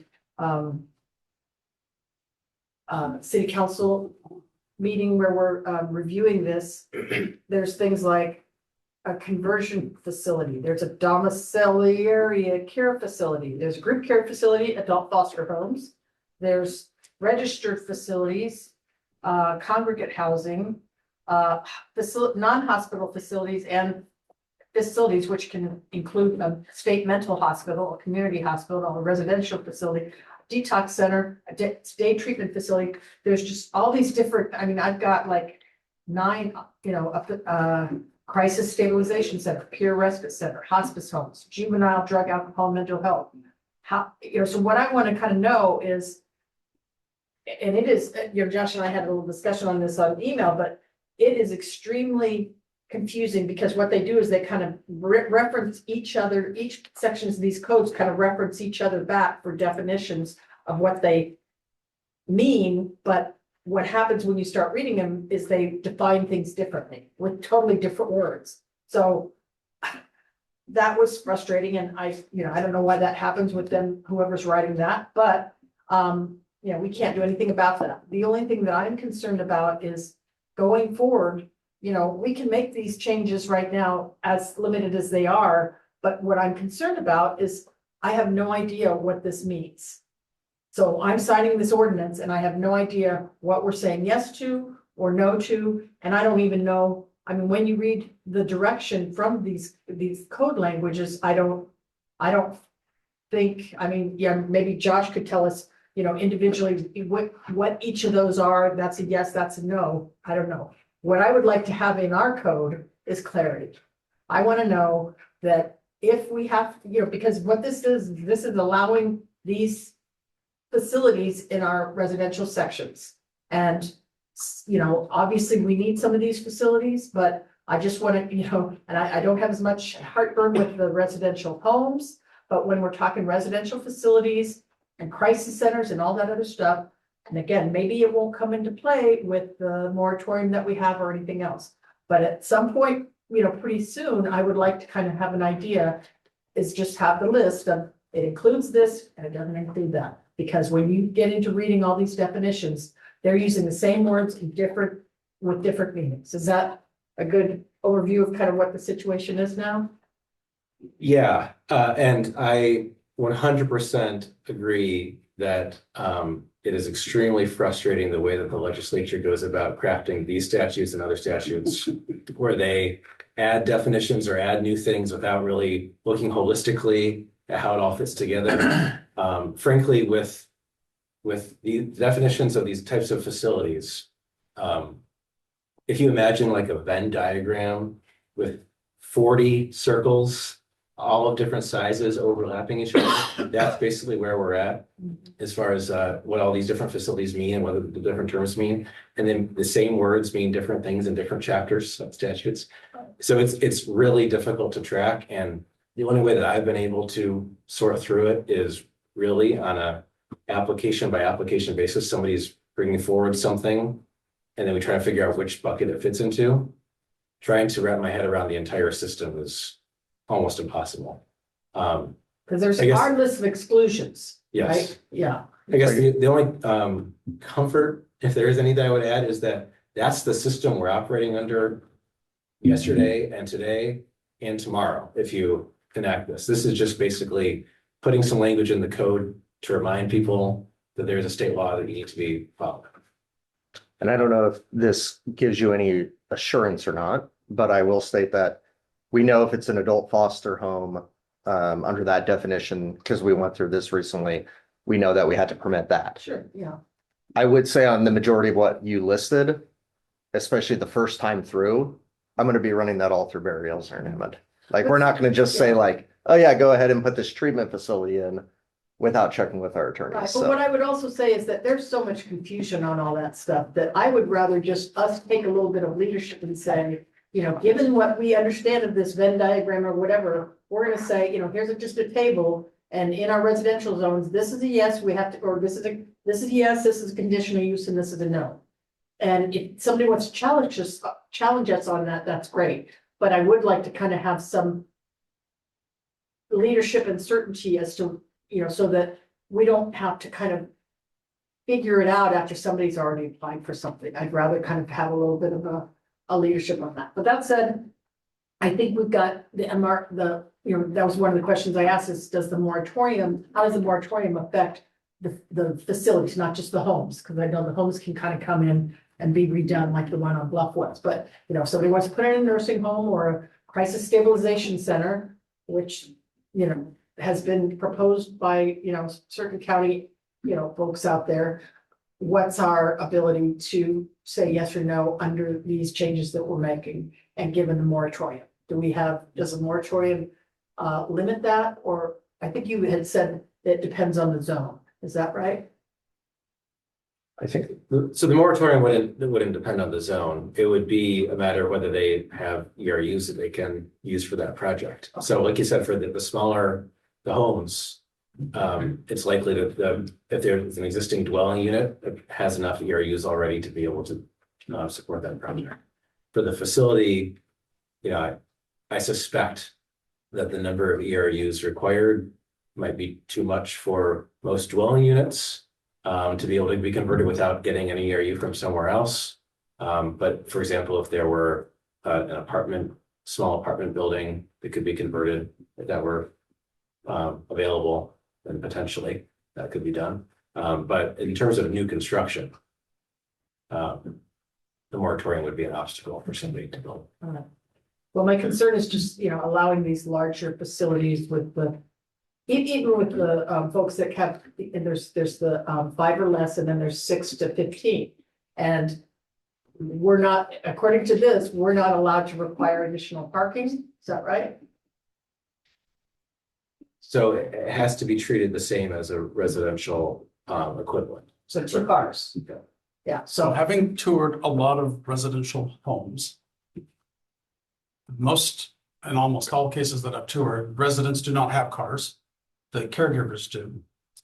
And they're just a standard home that's been converted and run with these 2 or 3 bedrooms allocated to various family members or these people that live in them at various ages. So, and there's 2 different kinds.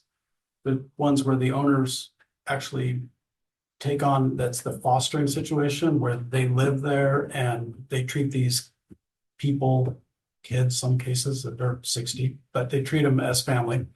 And the other is more of a commercial operation where staff 7 by 24. So the staff's constantly rotating in and out, but it's still the same basic home. Not until you get into that 6 and up, do you get into a bigger kind of thing. So we said they're kind of rare here, but like you go to Milwaukee or Happy Valley, they're just right in the middle of a neighborhood.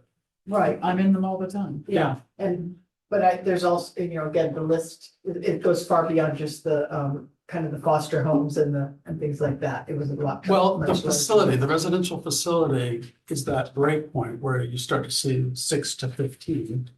And this doesn't address anything, I think it's a 15. And those only have to be allowed in multifamily zones. CR2 and commercial, right? R3 also. R3. Yeah, R2, R3. But that isn't that low? No, that's medium and high. Medium and high, yeah. Right. In SFR and R1, it would not, yeah. And so,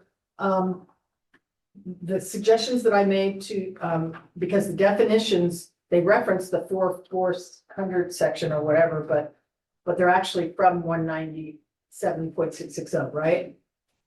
Is that, It's a copy and paste of 197,660, so what I would which like is references just, the you four. know, the change that I would make to this is to just kind of clarify as defined in 197.660, both in the definition section and the commercial and residential markup section code. Just reference that because otherwise you don't know where it came from. And then you start going to this for the other sections where it gets really confusing. Because one of the things is you define in there is a residential home. Well, you know, is allowed in single family residential. Well, of course it is, it's a residential home, you know? And you think, well, that's your house or my house or whatever, but no, that's a different thing. And so being able to kind of just define these. It's not the different thing. Huh? Most of these homes were originally your house or mine and somebody bought them and they turned them into one of these things. Yeah, I don't have a problem with that. What I'm saying is, That I didn't follow. when you. What I'm asking for is that you just reference where that definition came from, 197.660. Is that? I think we can add an Debate? introductory clause saying as per 197,660. Just so they know where it's coming from, yeah. Doesn't it say that in your key considerations? One of the bullet points, modify the definition of residential facility in chapter 1710 by referencing ORS 197,660. Yeah, what we did is we copied and pasted 197,660 definition directly into the code, which in turn references 443. Right. I think what the mayor is asking is that we, before that insertion of that paste, we say like per 197,660. A residential facility. Oh, gotcha, okay. Yeah, because if you start reading all that 443, it just gets way confusing and it doesn't even have the same definitions. Trust me, I was pretty late last night, kind of trying to figure it out. So anyways, those, so I would like to suggest that if somebody makes a motion, they make a motion to approve it with that one difference. And then So also I just want to be very clear on so Kelly, it looks like you understand. Can you tell me exactly? Yeah, so it'd be per ORS 197.660. A residential facility means, Yeah. so we got rid of the word care and the comma. Okay, so okay. And then the right after next one comma. would be per ORS 197.660. A residential home means. I mean, Right, that's what alternatively, you're saying. sorry to interrupt you, Kelly, but alternatively, couldn't we say in section 171030, the listed specific words and terms are defined by ORS Well, no, 197,660? It won't say that. That clause applies to all the definitions. Not Yes. section. Yeah, Got it. like Yeah. 20, Gotcha. 30 pages of definitions. And then Disregard. were you saying, Mayor, just so I'm trying to catch all this, so I get that, and that makes perfect sense. Were you saying to remove confusion in the individual zoning districts? Like, let's say, let's take the first one, for example, chapter 1734. So in 1734-10A4, it says residential home. As defined in, and then you could just. You reference could back say to your per definitions. ORS 1. You could or you could just reference back to your definitions, whichever you prefer. So we can do that if that's important to council. I just want. It's not I as just wanna- important in that, I mean, if you have it defined in the definitions. Right. That would be better Yeah, to me. right, Okay, so, Agreed. So that's an easy change. as soon as we start defining one-offs, then That, people will wonder, well, what are the definitions for? Yeah. That's what I was Start thinking getting- too. You can't believe how confusing it is. I had no idea the sausage was made that way, so. It's shocking. Okay, so Right. just for the record, so Mayor, so we have this insertion, or I guess two of them, right? One after each. You read the section. Yeah, so going back to the definitions we just spoke about, so 171030.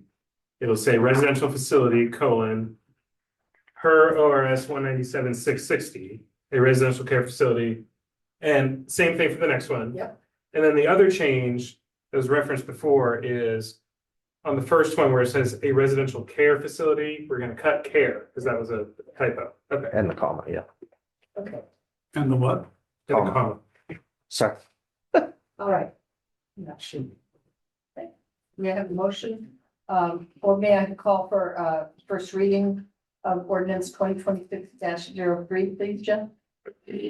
Yes, Mayor, ordinance 2026-03, an ordinance updating the city's regulations on pre-House Bill 2005 compliance in Sandy Municipal Code, Chapter 1710, 1734, 1736, 1738, 1740, 1744, and 1746. You may have a motion to approve the first reading. I move that we approve the first reading I'll second. I have a. That's as amended. as amended. As amended, thank you. I have a motion from Counselor Hoganson and a second from Counselor Smallwood to approve the first reading of ordinance 2026-03. All those in favor, vote aye. Aye. Against, vote nay. Motion to approve first reading ordinance 2026-03 is passed. May I have a second reading of the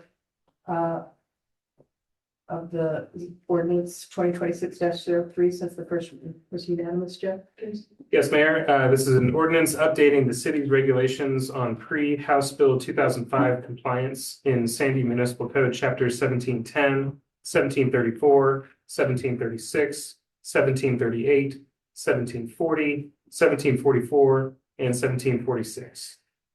Thank you. May I have a motion to approve the second reading? I'll make a motion to approve the second reading.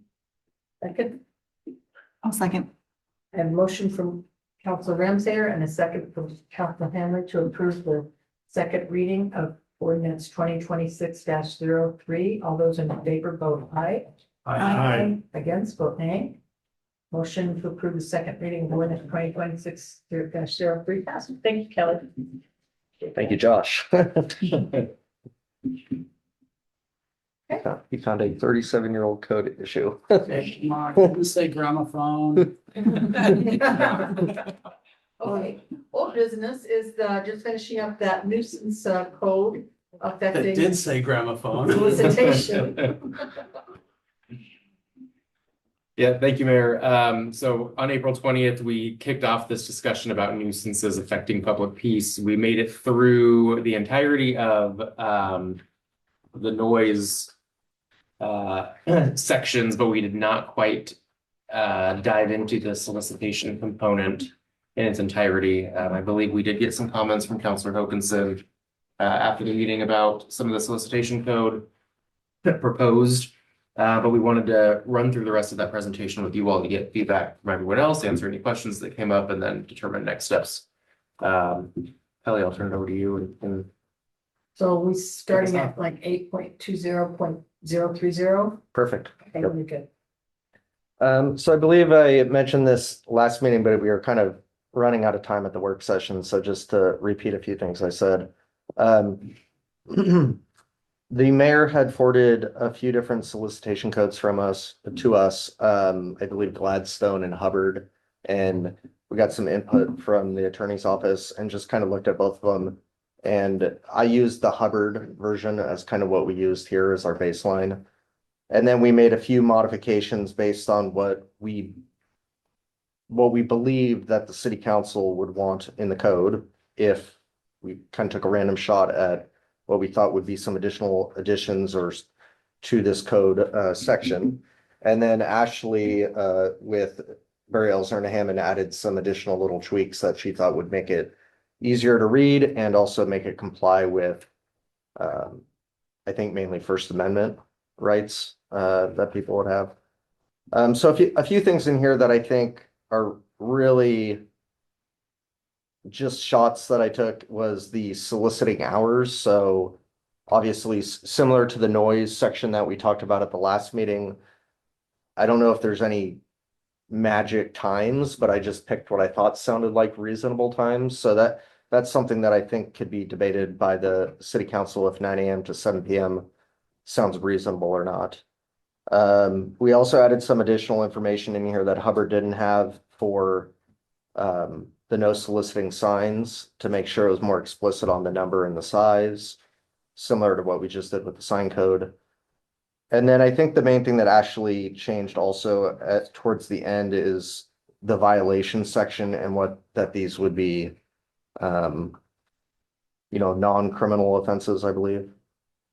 I think the Hubbard Code actually cited them as criminal offenses, so. Those were kind of the main changes I would say that we did that were different than the Hubbard Code. So what are the penalties? Um,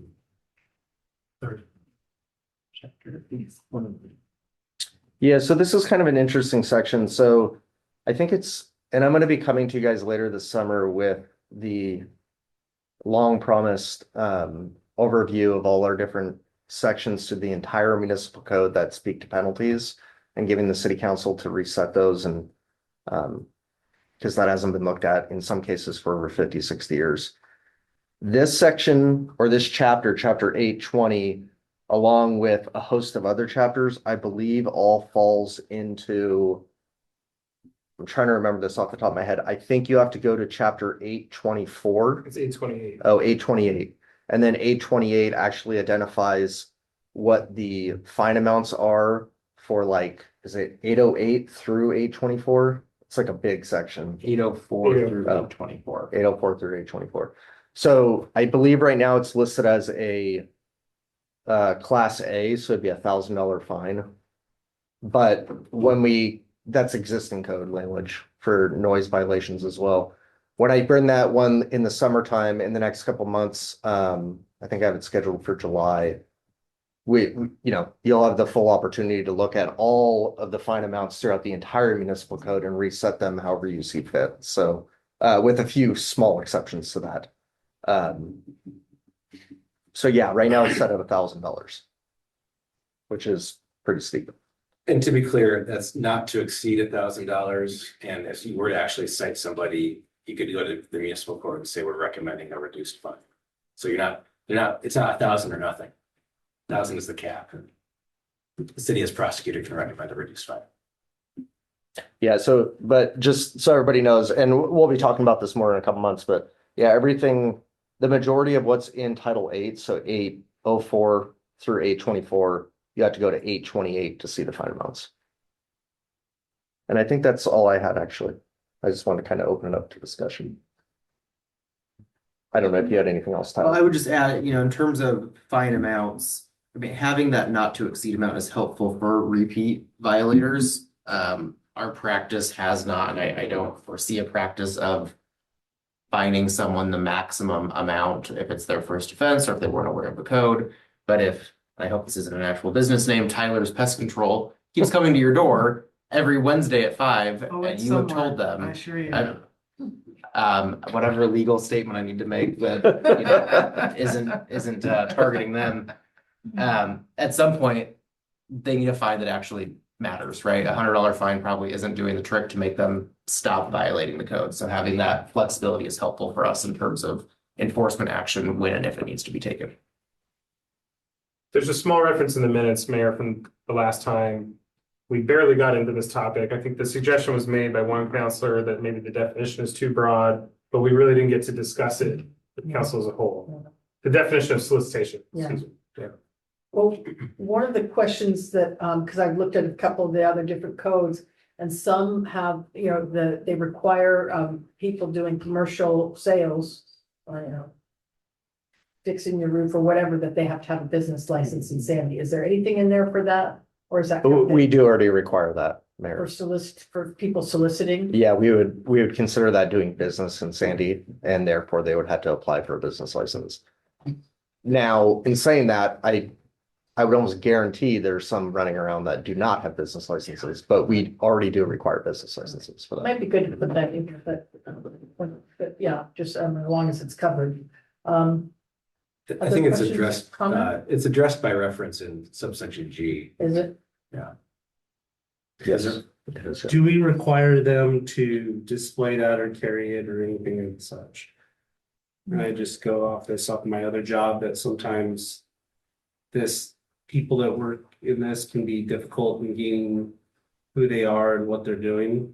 And so having the tools to contact them and require them to present either the business license that should have their name or something like that on it can be helpful and beneficial. Yes, so the business license code currently requires that if you have a place of business, you have to have the license displayed there.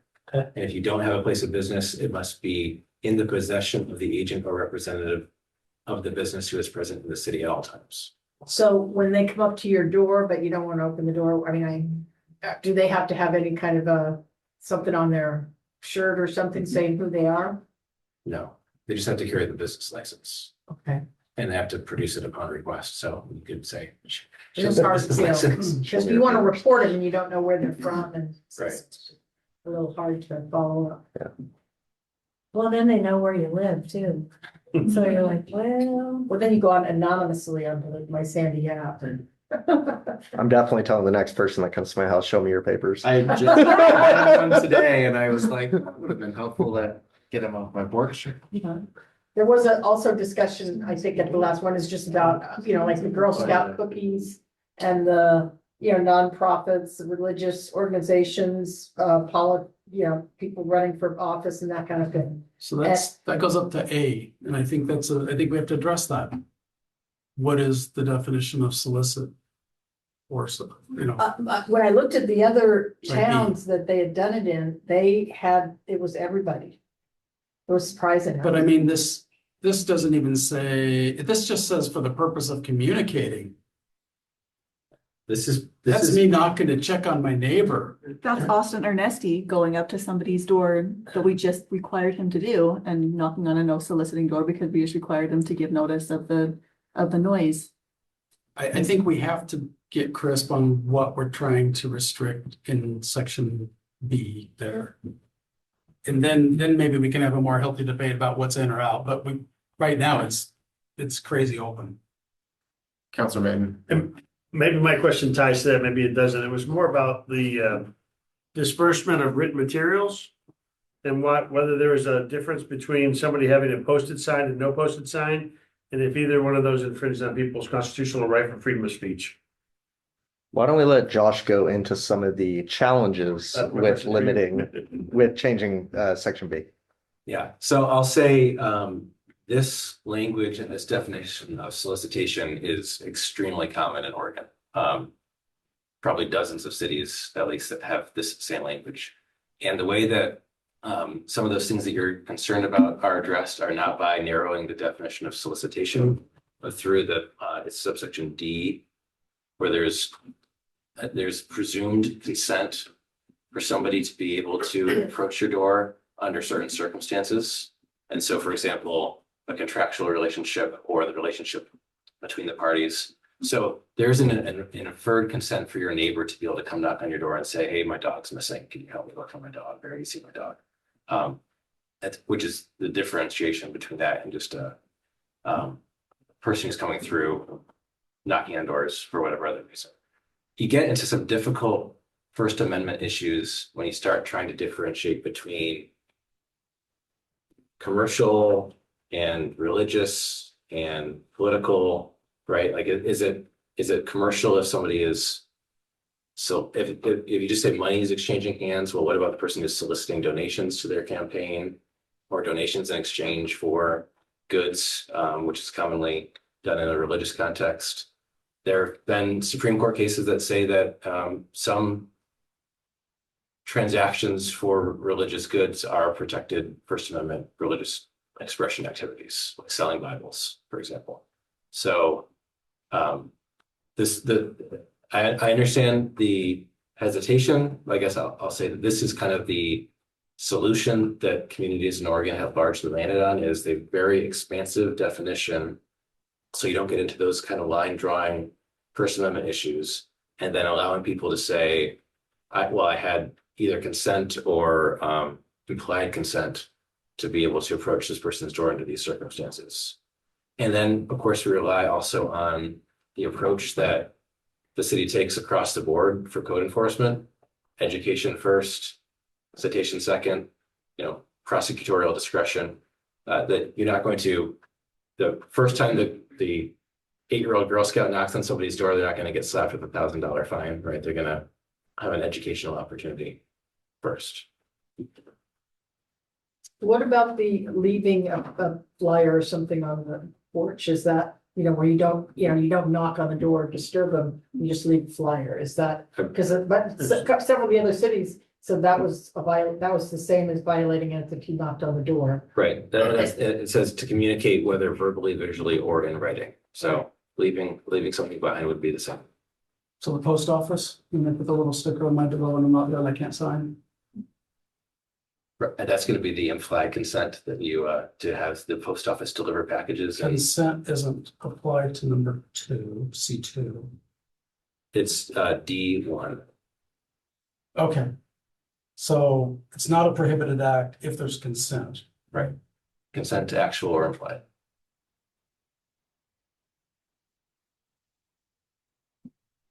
So is that a recommendation that we include the written?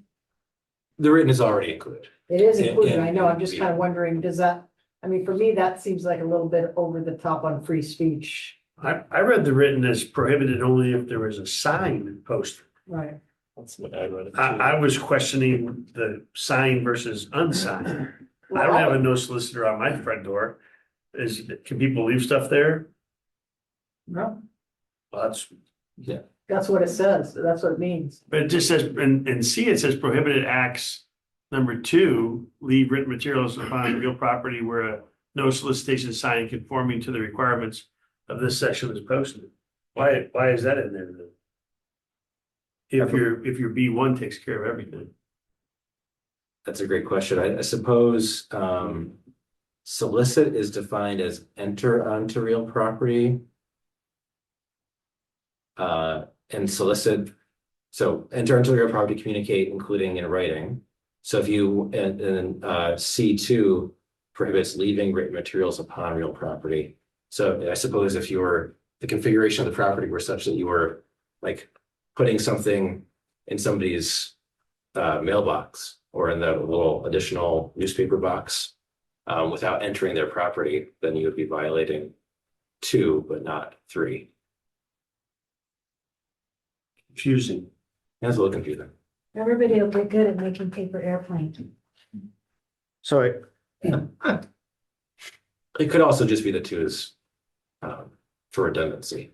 But when I, just for general sense, when I read it, I was like, oh, okay, no solicitation, I can't leave nothing. But if it's not signed, no solicitation, I can leave whatever I want. You can, right? I guess the question is, what do you want the rule to be? And then we can make sure that it's clear that it is. The way that I read it, though, you cannot leave written materials if you have to enter somebody's property to do it. You cannot do that if there's a no soliciting sign or outside of the 9 a.m. to 7 p.m. hours. Right. But if there is not a no solicitation sign, you can go and leave, you know, knock on the door. And Like the landscaper who puts it on my door now, his card for landscaping. Right? They've entered your property to do that, right? But do you have a no solicitation? No. That's what he's saying. So that's No. okay, Okay, yeah. that's how I read That's what I was it. asking for clarification. that's how I read it as well. I'm fine with that personally. I am too. I just wanted to know what we were trying to achieve with that writing. Is it So I confusing? guess to be clear that we're making sure we're saying the same thing. The way that I read how this is currently written is somebody can do that and leave the hanger on your door since you don't have a no soliciting sign, as long as they're doing that between 9 a.m. and 7 p.m. Mhm. If they come after that, they can't do that. Correct. Exactly. Isn't it true that the window is more sundown for the upper limit? So after dark, courts have upheld the right to limit soliciting. Except like this time of year, that would be like Yep. 9 o'clock at night. I think, yeah, So what I've seen as far as cases is that 5 p.m. is too early. Yeah. And 6 p.m. is too early. And 9 p.m. is fine. 8 p.m. is fine. I've never seen one on 7 p.m. yeah, so So you're kind of, it seems like you know, we could be. in your no man's yeah. land there. The regional norm does seem to be 8 or 9 p.m. That's what most cities seem to be doing. But And again, that was just a time I picked. And there's federal court precedents that support after 8 dark. 8 p.m., You yeah. can absolutely restrict after the dark. 8 or hours. 9 p.m. is absolutely right. Yeah. It's that 5 or 6 p.m. because people are only home for a small part of that it basically eliminates the ability to solicit. And I believe some of the justification for that ruling for the dark was the danger and Sure. the threat factor. And I get that, but Yeah, like for people who have small children who go to bed. I at, agree. You know, 8 o'clock, I don't think solicitation should be allowed. I'm good with 7. There is a component to those cases too about just disrupting people's enjoyment of their homes. Even apart from the safety factor. But I'll say 7 PM may very well be defensible if you were ever challenged on it. Going earlier would not be, going later would be safer, but it's your choice. What's your preference? I don't care. And some of the cities do also have a like a seasonal adjustment based on daylight savings Yeah, I time. did see that too. Councilor Mayton, do you have a preference for time? I like 97, move by. Okay. How about y'all? I'd say 8.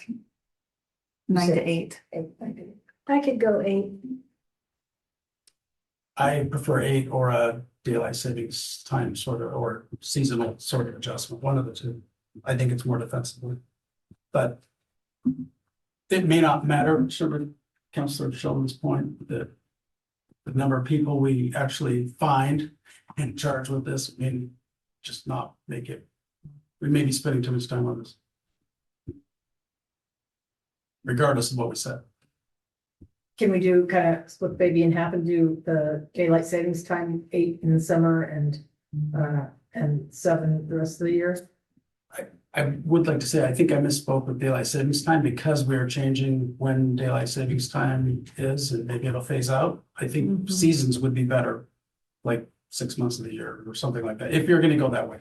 But honestly, I will support whatever on this. Can we base it off when we can discharge into? I was just gonna make a discharge joke and I thought it might fall flat, so I'm I don't- glad you did it for me. And I don't want to belabor this any longer than we already have, because I agree, I think we are spending too much time on this, but my only thing with changing it is then it's confusing for people and it's not the same.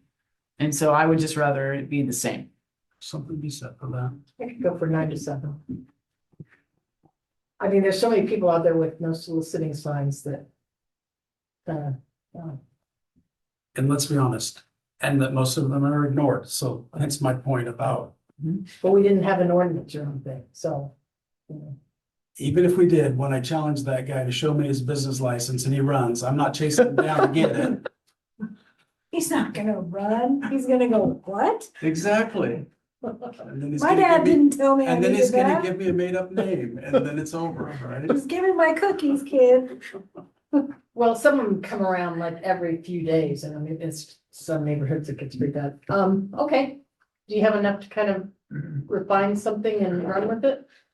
Have you gotten enough comments on the other material you prepared for us? Just say yes, Kelly. Honestly, in the solicitation stuff, I didn't really hear any changes, I guess. Nope. We do have modifications that Councilor Hokinson set in on the radio frequency stuff, and I'm gonna be working with Ashley or Josh to refine that, because I think there's some really good points in there, and so we'll refine that. Can And you then send those out to all of us, please, somebody? The comments that he sent, Yeah, I can send them if you that want. would be great, thank you, to the whole. Yeah, I would only send the radio section. The second- Since we've talked through. The first part? Yes. Okay, I'll send that later tonight or tomorrow morning. All right. And then I think on the noise stuff, yeah, I'm working with, again, Josh or Ashley, so I think I'm good to bring some back for you guys. On the noise, did we decide on a time on like the blowers? Cause it still says. Oh, that's a good point. No. 77. No. So, Where were we? We were all over. There was a lot of back and forth. It does still say 7 to 7 because we didn't make any changes to the staff report from the last meeting or the code language since the last meeting. there was, so there was some information that I thought was not on the blowers, but on the music. So on that, I'm gonna write a section on business music or business music at a business to be exempt until 10 PM on Fridays and Saturdays was what I have in my notes here. But other than that, I don't think there was a consensus on any of the other times mentioned, so if you have anything now that you want to give me, that's great. If not, I can return and we can talk about it then. I think if you can solicit till 8, you should be able to blow the weeds around till 8. To agree. I think if you solicit until 7, you should only blow till 7. There you go. Yeah, it's wherever we land, let's just keep it at a set time. I could buy that. Okay, you guys were all kind of 7, right? I don't want anybody knocking on my door at 7:30 at night or 8 o'clock at night. And I just want to Trying be to clear, sell something. I still believe, I think that unless it got changed, blowers are different than lawnmowers. I can run my lawnmower till later, but not the blower. Is that correct? We're okay with that. I don't want your lawnmower running that late either, but I just, the section was about blowers. I don't know why. Well, the reason we talked about doing it later is because that's when it starts to cool down, right? So if you can't get to it in the morning, then you can do it after work when it starts to cool down in the summer. That was my thought. So that's humorous to me. Because if you can mow your lawn, you should be able to blow your leaves. It's the same noise. I agree. I kind of think so. That's what I'm afraid about. So wherever we land the plane on the time, it should just be the same. So if section 8 were Wasn't that blowers 10 and PM? other yard tools or something like that, you know, and include lawnmowers, blowers and other stuff, I think that section would be more meaningful. what time was it for personal use for, I get what they said businesses, but personal use, wasn't it? 10 PM? That's for owner of a property made you work on property actually occupied by him or her between the hours of 7 a.m. and 10 p.m. So mowing your And lawn. from 8 a.m. to 10 p.m. on Saturdays and Sundays without obtaining a permit. If you can That's mow for- it, and if you can mow your lawn, you should be able to blow your leaves. That's for excavation and construction, which the mayor was just talking to. Yeah. I mean, this time of year mowing the lawn after 7, I mean, I do it all the time. I'd be horribly out of compliance. Why don't I work on all the edits and then that could be the one that. I mean, unless you guys want to talk about them right now. Well, once you do the edits, come back with a couple options, Goldilocks and, that we can kind of all vote on and let you one by one, and then we'll just get that finalized and done with it. Right, Kelly, I had one more. And I don't know if we didn't talk about this at all, but it's C8. What section is this in? It's that same noise section. Lower and similar Yeah. devices. Oh, C8, okay. C8 is do we only allow fireworks on the 4th of July? There's no As far as I'm aware 3 legally. days, in some places you can do fireworks 3 days before and 3 days after, or. As far as I'm aware, I can check with the fire department. I think they can sell them a certain amount of days before. I didn't even know we had a restriction on not using them, I think you're other than legal. for the ones that go way up. Well, those you're not supposed to use. What? Now we know where they come from. I mean, I can check with them. I think like when people set them off on New Year's, which is actually a better time of the year to set off fireworks. Clearly. I think technically, from my understanding, is that's not legal, but it's also It's probably also much not safer time. enforced. Yeah, exactly. I mean, do you know, Counselor, if there's for fire? So that's all dependent on the fire marshal and the current and the temp and the conditions, right? Okay. Yeah, so they don't to the best of my knowledge, there's nothing that where the fire department will say you can only light off fireworks here. So that's up to this body. to So determine that. So am I incorrect in stating that it's only the 4th of July you can let them off then? not per the fire department. I don't think it's restricted. Yeah. So do we want to kind for of give it a little bit, a couple more days around the 4th, or? And I'm just gonna throw out there that if we're gonna say you can only set off fireworks on the 4th of July, then we have to be willing to enforce it. Yeah. And we don't enforce it, so I just wanna caution this group to, putting things out there that are not gonna be enforced, and that's a lot of time for our law enforcement officers to try and chase around sounds, I mean, I wanna, to just not touch it. I wanna expand on that and say that Yeah. I'm gonna speak on behalf of Chief. You can nod or blink twice if you disagree, but they don't have the capacity to go chase down fireworks. So if we're going to implement that, then there needs to either be a budget allocation to deal with the response on 4th of July for fireworks and not the drunk driving or domestic disturbances or anything else that happen, or not implement code language that we know we're not gonna be able to enforce from day one. Yeah, and that's fine if that's what you guys want to do. The reason I think we added it is because otherwise technically setting them off would probably fall under the unnecessary noise provision. Mhm. And they would be actually illegal anytime, including on the 4th of July. And if it was repeated, you have that tool to go after them. If you got one neighbor who's just doing it all year long. Yep. That's why I believe we added it, was for that reason. I think we should add New Year's then. But Years. yeah, Make a note of that. I mean, that's why we added it. yeah, but Yeah, let's you can do it. talk more, because I agree with the intent. I just wonder if there's a better way we can craft. Yeah, let's the language talk about it. around that. Where's the exception? The one thing that's kind of come up for us, is, yeah, there was the guys that lived on Love, and they were shooting them off over the cliff.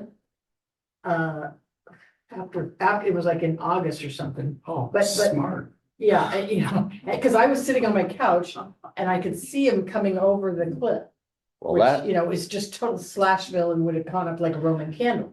And so, Which they'll be responsible and liable for in a court of law. but after my house was burned down, and so I, you know, of course, called the cops and, you know, all that. So, but, you know, so what's the repercussion, you know, are they violating the law if they do that?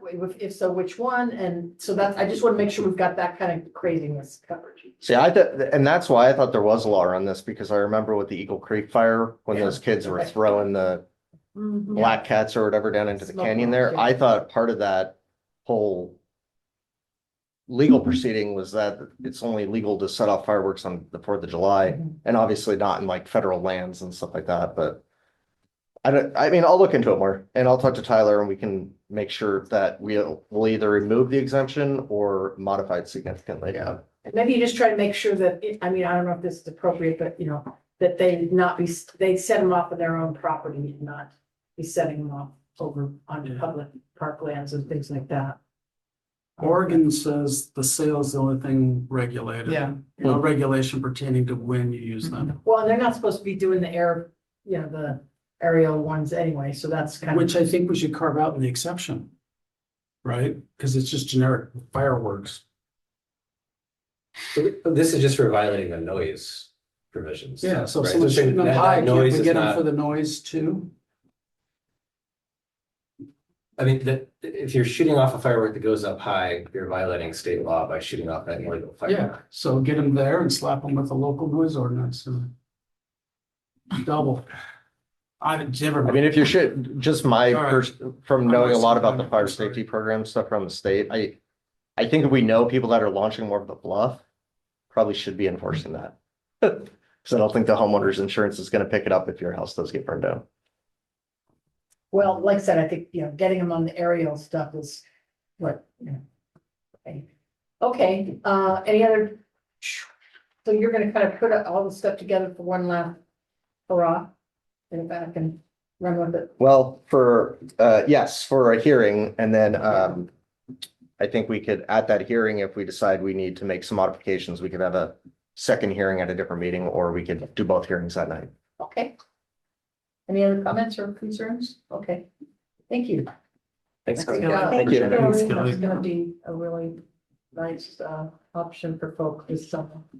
Okay, our last item is business check-in.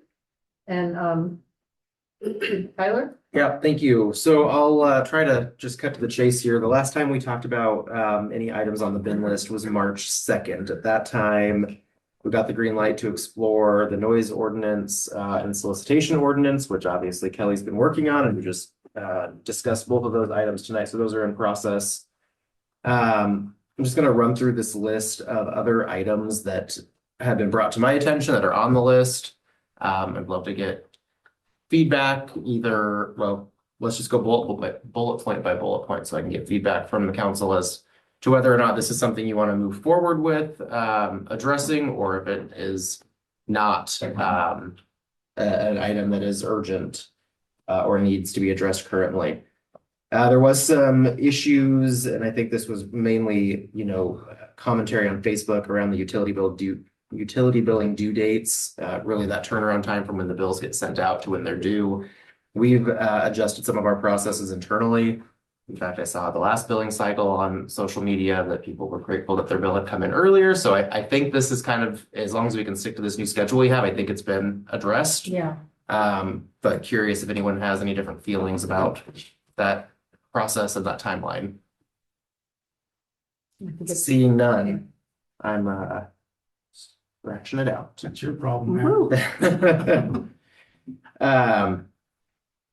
So this next bullet point is roles and responsibilities of city council, or a refresher on the council rules. I don't remember offhand the last time we talked about council rules. I think you adopted some revisions just Right before Mayor Stan left. That was Yes, one of about our 2 last years things. ago. Mhm. So interested if there's, consensus on just having like a work session on those rules to make sure everyone's on board with them. There's no questions about them. Any Didn't we additional all sign- commentary, didn't we all sign Josh? Then we have to sign those? I don't think so. Mm-mm. We There's just a, made you do it. No, he's right. There was something I thought we had to sign that those. everybody, all boards had to yeah, so that sign the. Yeah, it's a separate document. goes into behavior this. handbook or something. Yeah, that goes into the second, the next bullet point. Gosh, I can't speak That tonight. one was Boards and signed, yeah. commission bylaws. I think our board and commission members have signed like acknowledgement of receipt of those bylaws. Yes. I was Councilor Hayes trying to referred- advocate that we didn't need to review the Yeah. law, because if you want them, just look them up. But I mean, I don't need a work session to go over rules that I can clearly go print off and read if I need them again. I'm just, And I'd me say personally. I'd say the same about the boards and commission bylaws, because we just literally created those within the last 4 years, most of them. Yeah, I mean, we have had a lot of There was an issue with one of them. Was it a transit? yes. You want to I elaborate don't on that? believe that the transit board has adopted bylaws. think Then that was if, an I mean, if oversight. there's something specific, then yes, but She the way I just- read this, I just don't want to go through every single one of them. Andy just created bylaws for the transit. They were just in the process. Yeah, Um, we may need to bring that to the council for official adoption. Yeah. I administratively approved them because we didn't have any, so we needed to just do a quick yeah, and here's she what we recognized got, but they that. haven't been adopted by That there council needed yet. to be bylaws written in. Anyone else have any comments on the refresher on council rules? I didn't ask for a refresher. At some point, I think maybe when more of this ethics stuff shakes out, I think we need to look at the rules from a potential revision in a couple of areas to just make sure So we're down the right line. with it. But nothing urgent right now. One suggestion in that regard, what I've seen work well in other cities is you do that in January or February after an election. So that the new city Yeah. council, everyone who's new on city council gets a chance to look at them, discuss them, ask questions and get buy-in. Yeah. Rather than doing it right before an election. January sounds real good. So these were updated before my time here. Right, not long before, yes. Okay. So And one, they're short. one of the things that I had asked about was, there's been different situations where is when somebody signs some in support of a particular Mount Hood Community College or something like that, and they sign as the counselor.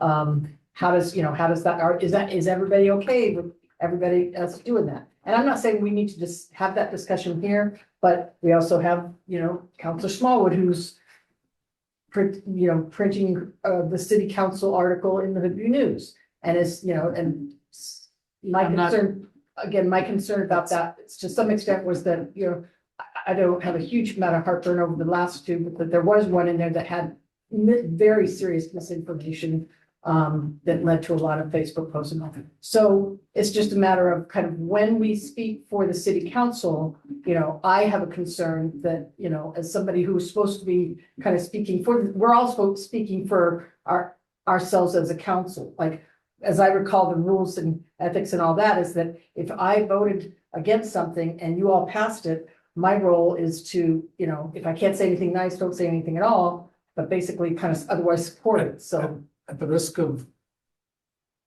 not taken away from your, are you advocating that you would like to have that on the bin list? I don't want to have that discussion right now. if we're- I'm not having the but- discussion right now. But, so you're advocating for, a discussion, so putting it on the maybe bin list. and let's put figuring it on out there as a what- very specific thing then. Yeah, it's just a matter of kind of what our, how, it was happened with Stan when he was talking all about the COVID stuff and as So if he can- was representing the whole council. And so it's just kind of a clarification. Can And we whatever you retitle all want to do is fine. it? Can we title it as restrictions on speech as a counselor or mayor? Whatever you want to call it. there, Well, just Don. so, otherwise, the roles and responsibilities so broad, then Uh-huh. it's narrow. Yeah, Then we know what Yeah. it's about. I mean, it's Because I just thought a this was ethics, about my thing decorum and about the conduct, ethics. yeah. Because that was a separate. Yeah. Statements to the media and other organizations, there's stuff in here, and so, you know, Yeah. And social media as well. Josh, are there restrictions on speech as a counselor?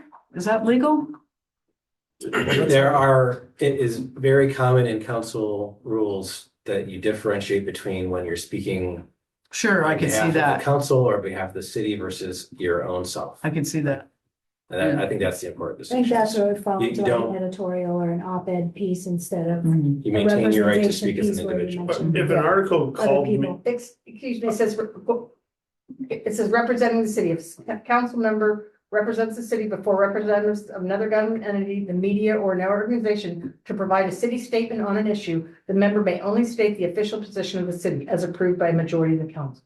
So personal opinions, if a council member appears in their personal capacity before representatives of another government entity, media, an organization to give a personal statement on an issue, the member must clearly identify that their statements do not necessarily represent the position of the council. So that's what it says, and I just kind of want to, I want to kind of even have the discussion here, because that's not the purpose of the bin list. It's to kind of say, hey, let's put this on, let's kind of figure out what we can all live with, and whatever that is, I'll support it. So I just, want to kind of clarify what the rules are there, so that we all know them, because we haven't had the discussion in a while.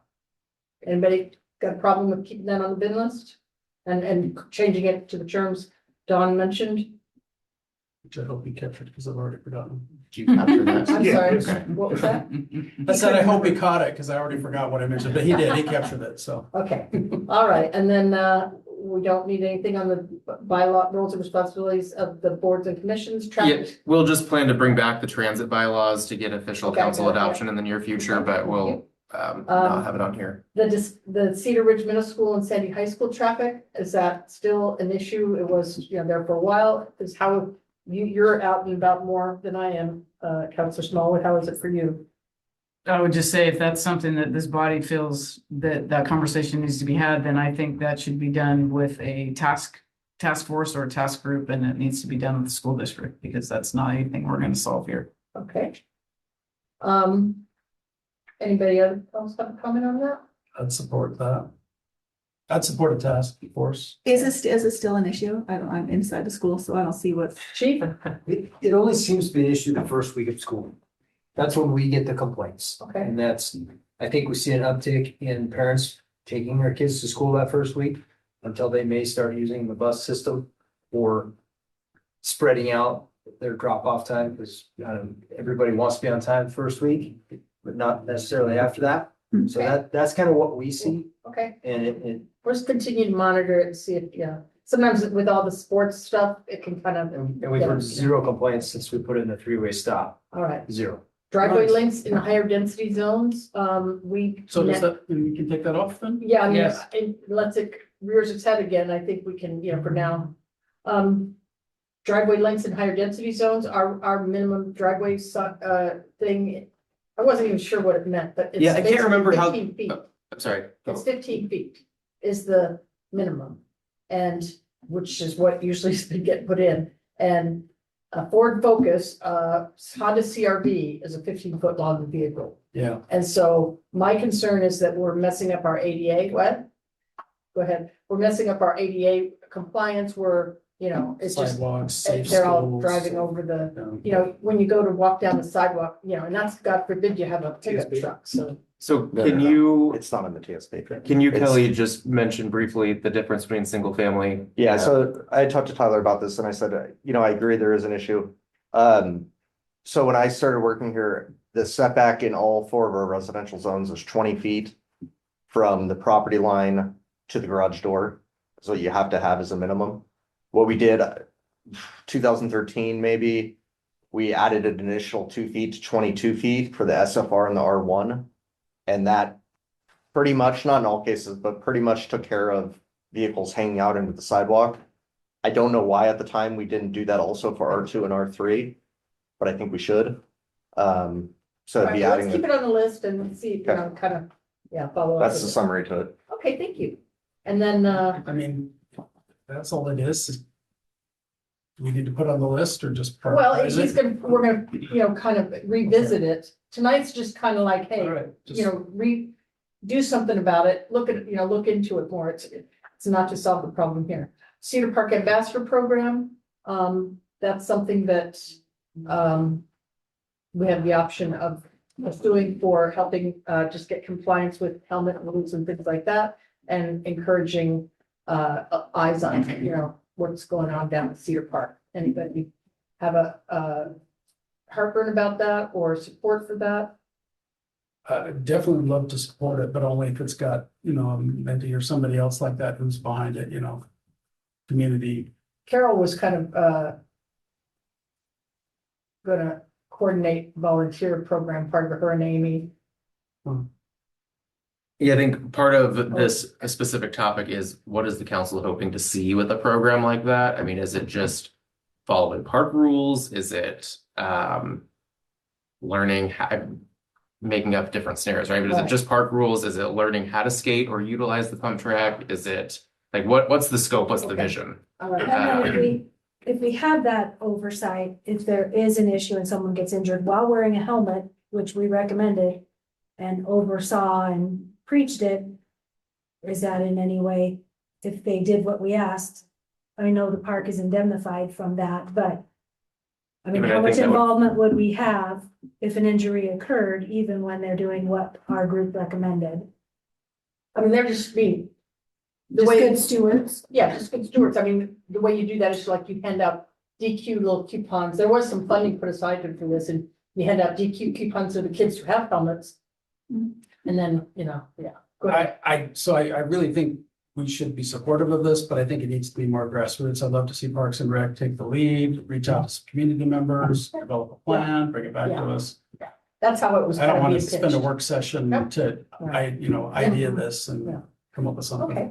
City slogan update, return to Gateway to Mount Hood. Any have? I have heard about this. I'm going to jump in here because I have heard about this in passing or comments from people for the 3 years that I've been in this role and years before that. I want to know, do you want to go back to Gateway to Mount Hood or do you want to leave it to innovation Yes. meets elevation? Yes. I'm hearing a lot of that. What was the other one?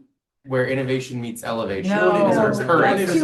So Gateway to Mount Hood. we've stopped utilizing where innovation meets elevation like 4 years ago because the consensus from the current council at that time was we don't like it. But no one has advanced this to a motion. If someone wants to make a motion right now about this, feel free. I'll second it. I have motion for Councilor But Hanley and a for the second record, from Yes, I'll make a Councilor motion that we To- return to the gateway to Mount Hood I as the city second it. slogan. And I have a second from Councilor May. All those in favor vote aye. Aye. Opposed, vote nay. Motion. I passed. love this. You've made my entire calendar year with this motion. Take it off the list. It's off the list. I will just say that, like I said, we've stopped using where innovation meets elevation almost entirely. It is still on our letterhead block, so we'll have, it'll still be floating around for a little while because I'm not gonna go throw away a couple of readings of letterheads. Please. But we will phase it out and start implementing Gateway to Mount Hood again. Just cross it out. Yeah. Write it on there, yeah. We'll stick with it. Perfect. The next, I'm gonna go to skip one real quick. The Yep. speed studies, I think that's kind of in That's happening, right? contact with our speed stuff that we're doing already, right? Well, to a certain extent, yes. So we kind of a multi-pronged thing going on here. We've got the study and work with ODOT that we're doing east of Tenike that we're going to go to the traffic review panel and advocate for the reduction there. The other component to this is 211 from Gunderson into town. That hasn't been studied. We are doing an intersection study right now for DeBarco and 211 specifically. But to extrapolate on that, is there interest in looking at reducing the speed from Gunderson as you come into town?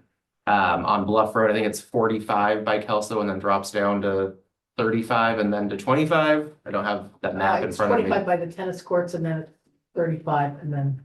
So I think the real question is there an interest in further reducing speeds within city limits that are higher than 25 currently? And if that answer is yes, I can bring back more information on where those are and what you want to pinpoint. Speaking for me, I want to get some of the things we've already talked about really moving and far down the road before we try to do too many more things on this, unless somebody thinks this is a Well, critical speaking issue. as for the residents on Bluff Road that I hear for a long time, they wanna see the speed limit, cause 35 becomes 45 and. So that's why I brought it forward, because I'd heard it from that and from the people there at DeBarco and, along 211, so. I'm with Anyone? Don. I'm sorry, what? I'm with Don. Not take it off the list, but deprioritize it till we get progress on the others. That'd be my preference. And to your point on Bluff, make sure we're stepping up enforcement there. I think that if we are talking about moving the speed limits along, like by the toll gate there, that, I don't know. Because I guess that takes a traffic study. And so what I was saying, was like, let's just do one big traffic study and kind of put, if we're gonna pay for traffic studies, put all these other things in there, so anyway. I feel that makes some sense from an economist perspective, but I think the more decisions you put in front of the council, the harder it is going to be to get traction on any of them. And I do worry about that lack of focus. And we've also got the issue that ODOT regulates one set and the city is, responsible for the other set.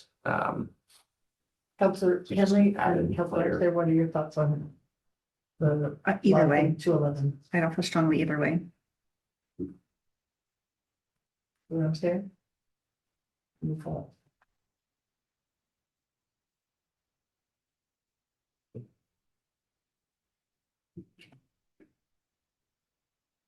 I think it's more important when the weather's nicer because people are more confident. I think we need to look at it, but I don't think it's something that's pressing that needs to be urgent, like some of the other things we have right now. So I don't want to completely take it off our radar, but at this point, I think we can kind of let it maybe naturally come up when we get some of these other things settled and kind of cleared out. Where are you at? Or decided. I'm gonna take the other side, and I think we should loop it into, if we're gonna go with traffic and safety as our, it's the need, we should lump it into one and just get it done. I don't think that it should be parsed out or anything like that. And I think one even change across the board is easier for people to deal with. You agreed with Don, Mm-hmm. Councilor Mayton? I'm Road Bridge. Okay. I'm on So the there you go. Bridge side. We're evenly split-ish, more or less. I'm with, well, It's 4-3 right now. Yeah, so do it. okay, and then the Thank last you. thing was the natural hazard mitigation plan amendment. And what that is that's all that fuel hazard loadings on Tickle Creek from the blowdown a year and a half ago. And there is the opportunity to get some funding from the funding and help from the Title III money, which is federal money, and the Oregon Department of Forestry, and most of all, help from the Clackamas County Fire rural engine, what is it, Type 30, Engine 30 or whatever, is that what it's called? Crew 30 is about to be busy for the remainder of the summer, so they'll Right. be out on fires. Right, well, and it may be that, they do some of it in the fall or whatever, but it's just a matter of, and there's also the mounted fuels reduction crew that's up the mountain They're only too. employed certain times of the year, but I'm sorry, what? I said Crew 30 is not employed year round. Right. So what's the council item on here? The council item is all these homeowners that are along there freaked out with the fuel hazards and the fire danger. No, what do we need to do? Potentially, That's what I'm up for. sorry. I was gonna say potentially amend our natural hazard mitigation. Well, that's plan. right, yeah. Oh, I will okay. say- That's the part I was missing. Thank you. Mayor, sorry. I want to let you know that we reached out to the county, Uh-huh, because remember, like, our plan is just an amendment or an addendum, I guess, to their plan. yeah, So we did reach out to them to ask what the process would even be, yeah, and we're waiting, that request has been forwarded on to the next expert, and so we're waiting to hear back from that person at this and point. he's right, it is, there's the county wildfire protection plan, Clackamas County Wildfire Protection Plan. And basically, in order to get these kind of fundings and all, it's important to kind of identify that, like, like bluff the area. Our plan does have the bluff, but that is, high fuel loadings on there. Any fire going there, it's gonna go up like a Roman candle. Got a little bit of that over Vista Loop too. They're going into City of Creek. And then, of course, the Tick Creek corridor. So just identifying those kind of 3 priority areas in town that has the potential to, create some issues for us. So, just mentioning those areas in those plans consistently helps then, line up the crews and the funding and things like that. Yes, the actual action is just whether or not to update the natural hazard mitigation plan so it align, so we'd be eligible to look for additional funding. And I just think for my own education, then, is this like updating a comp plan and will take No. forever and a consultant? No, it's like 10 years? adding 2 or 3 sentences. Well, exactly what I was about to speak to, Mayor. So we don't fully understand the scope of what would be involved. And so I want to hear back from the county on what would be, before we can kind of give you a better idea. Well, that's what. Cause I'm kind Brentwood of from the planned out county- right now. Brentwood, I guess, works for the Clackamas County. Does he work for Clackamas County Fire or Clackamas County? Which name? I'm sorry. Brentwood Reed, he's the Oh. one who's in charge of the whole wildfire plan there for Mount Hood, so. But anyways, yeah. We can kind of bring back and give you more scope, but my understanding from him was that we only just had to add in some sentences to include it. Because we have Tickle Creek Road in there, and he's like, well, maybe we can use that, just to kind of tie it on. I go, well, it's not really the same thing, so. Okay, more to come on that, but that's a little bit of a heads up there that something else we are exploring. I think that's all. Okay, let's go ahead and finish your city manager report, please. Yes, so this Thursday, C4 meeting, there's a lot of focus on economic development. I was invited to present to C4 with Port of Portland and City of Milwaukee, just to talk about what we're doing in terms of economic development here. So I'm just gonna go and give a brief presentation on our Energized Sandy concept. We don't have results to share with that yet, but talk about what we're doing, how we've advertised it, the 3 different prongs of that program that we've enacted. So that's on the docket for this Thursday. Later this week, also have meetings scheduled with Senator Merkley's staff, just as a sort of a meet and greet, and then a check-in with Senator Drazen. You may have seen ODOT doing some work on ADA ramps along Highway 26. They are continuing that project. I think this is phase 2, and I think it's the final phase as far as I'm aware. So you may see some of that around. I also mentioned to you last Friday in my weekend update, PGE is doing some fuse replacements and targeted power outages to replace those fuses. They're working with the impacted property owners when they're making those upgrades. So if you see some stuff happening on Highway 26, it's ODOT and PGE making improvements. And then lastly, our ballot box is open behind the building. Elections May 19th. I will say I dropped my ballot in the box this morning and got a text that it was received already. So they're cranking them out. They're picking them up and taking them where they need to go, and they're on top of it. And with that, that's all I have. Okay. Cool. 2 items. One of them just was a random comment from a resident yesterday to me, and we were just chatting, and I mentioned our electric buses, and they use the bus system regularly, and they immediately went into a nasty rant about how awful the electric buses are, including a statement which bothered me, which was they talked to somebody in charge who'd said, well, if you don't like it, you need to talk to your city councilors and others to make it all. Anyway, apparently some heating or other break-in problems, I assume, are typical. I just want to make sure that we're following up on them and that we're going to get good value out of those electric buses. So just passing that on for that. And the second one was a comment that came up from really two comments from different. Well, one is Menti talking about really wanting to do something with a smaller, localized, regional, I don't want to call it regional, but if we have the main skate park, you'd love to see smaller, lower impact skate parks developed in other areas of the park. Once again, I love anybody who's enthusiastic about anything. You just want to run with it and let them go. So I don't feel like he felt heard at the Parks and Rec level, so it'd be nice to show him some love in that regard and see what opportunities. I know it's not necessarily on a plan, but I assume if funding or other things were raised in other areas that maybe it would be allowed. I don't know. So anyway, I think it's important to explore that process and see what alternatives might exist for him and others who are interested in that. And the last one's similar. Austin Ernesti reached out with an interesting idea, and I think we should give it some thought.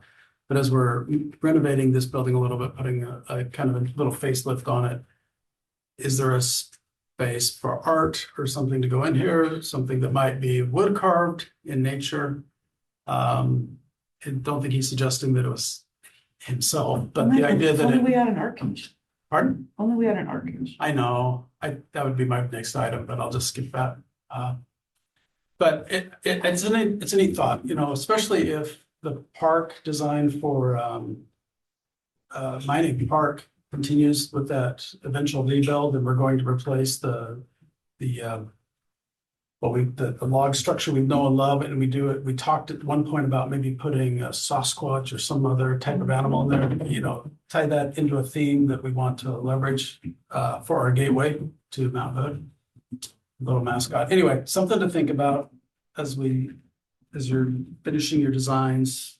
Where could we maybe integrate a piece like that, whether it's funded through a donation, a gift, or combo or something like that? I love that. I will say, also exploring ways to incorporate the old Welcome to Sandy sign that has Gateway to Mount Hood that used to be down on the Sabella property when you were coming eastbound into Sandy. We still have it, needs to be touched up a little bit, but trying to figure out if there's a way to incorporate that somewhere in this building, once we get the renovations completed. So another wood carving or something like that would complement or play out that well. Thanks. That's it. Mobile library opening was great and really cool. The feedback has been really good, especially with I think there was some hesitation and some nervousness, especially around the schools, because there's 5 million kids and all trying to utilize this thing. But from what I understand, it's gone really well and the kids have been really excited and it's gone really smoothly. So well done, mobile library, and excited to see its future. That's it.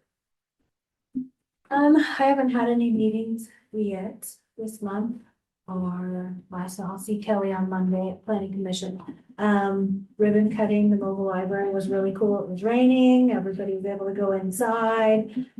Sarah did a great job and the fundraising continues and had a pretty good turnout that day. So it was nice to see everybody and to have that rolling now and being available for everybody who wants to utilize that. And that is all. Good. I don't have anything tonight. No report. I didn't have any meetings, but I did get an email today, so I thought I would share it real fast. This comes from Jessica Mehta, who's the executive director of MHEA, which is Mount Hood Economic Alliance. She says, we have not received any applications for the Clackamas County vacancy on the board. It listed for May 1st deadline, but we have just extended it. Please think about people any potential candidates, and either reach out to them or share the name, and I will reach out to them. I'm contacting all members and Mount Hood SBDC. So I just want to let you all know, I don't know if there's any conflict of interest of another city council member being on that board, but if you know somebody that wants to be a board member on the Economic Alliance, please have them reach out to the website and sign up, because they don't have any applicants and we need another board member. We could, would you mind forwarding that email? We could pass it along to the Economic Development Advisory Board and see if anyone on that board is interested in a broader reach. Sending to you right now. Perfect, thank you. Okay. You got it. We did ribbon cutting on the mobile library and DJ and Lindy did a great job. And of course, we all gave kudos to Sarah and all her fundraising efforts and what a great resource that's going to be. Good job also on the Parks and Rec Department on the Arbor Tree celebration. They had a lot of folks come out for free trees and they planted, let's say, two dogwoods and a bunch of bushes and stuff there at Tarpon Park. We are meeting this week with Senator Merkley and Senator Drazen, just having, we're trying to kind of put together these, some talking points around this preferred alternative and the fact that we've got something lined up and really just trying to get everybody excited about it. Looking forward to the Yappy Hour. Cedar, my dog's also looking forward to it. One of the things following up from you, Councilor Wilkinson, is with Austin Nesty, is one of the things I suggested reach out to him that I thought would be kind of a fun partnership would be to have carved animals along Tittle Creek Trail, mountain lion, bear, that kids could kind of climb on, get their picture taken with, and kind of have his wood carvers, we could probably throw some fun, I assume they do that kind of thing at the Carving International Festival, and then I assume they sell them or something like that. And so I thought there might be a win-win there to kind of, if not with this one on a separate effort or something like that, but having those, the kind of animals that are actually on the trail, be kind of a fun thing. So, that was whereas hardly any, the public is not really in this building so much, but something like that would really, we'd be able to kind of put, little signs up about who donated or whatever.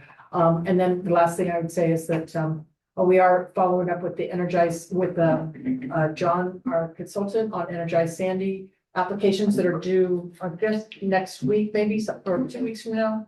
13th or something. So he's been accepting them as they've come in. We actually have 2 recommendations for approval that I haven't talked to you about agenda, but may bring back as early as May 18th. Yeah. And he's continuing to reach out to all of our sort of recurring property owners that we've talked a lot with about economic development incentives. So he's continuing to do that work. I kind of figured we kind of, present the recommendations to the Economic Development Board. So I just didn't know. Let's start kind of figuring out a date for that. And then the last thing is just working with the Parks and Rec folks, their landscape architect, doing some designs for the entrance signs on either end of town. Welcome to Sandy, gateway to Mount Hood. So and he's gonna design it in the Sandy style, kind of similar to what the other parks designs are. So that's it. That's all I have. Thank you very much, everybody. 9:09. Have a great week.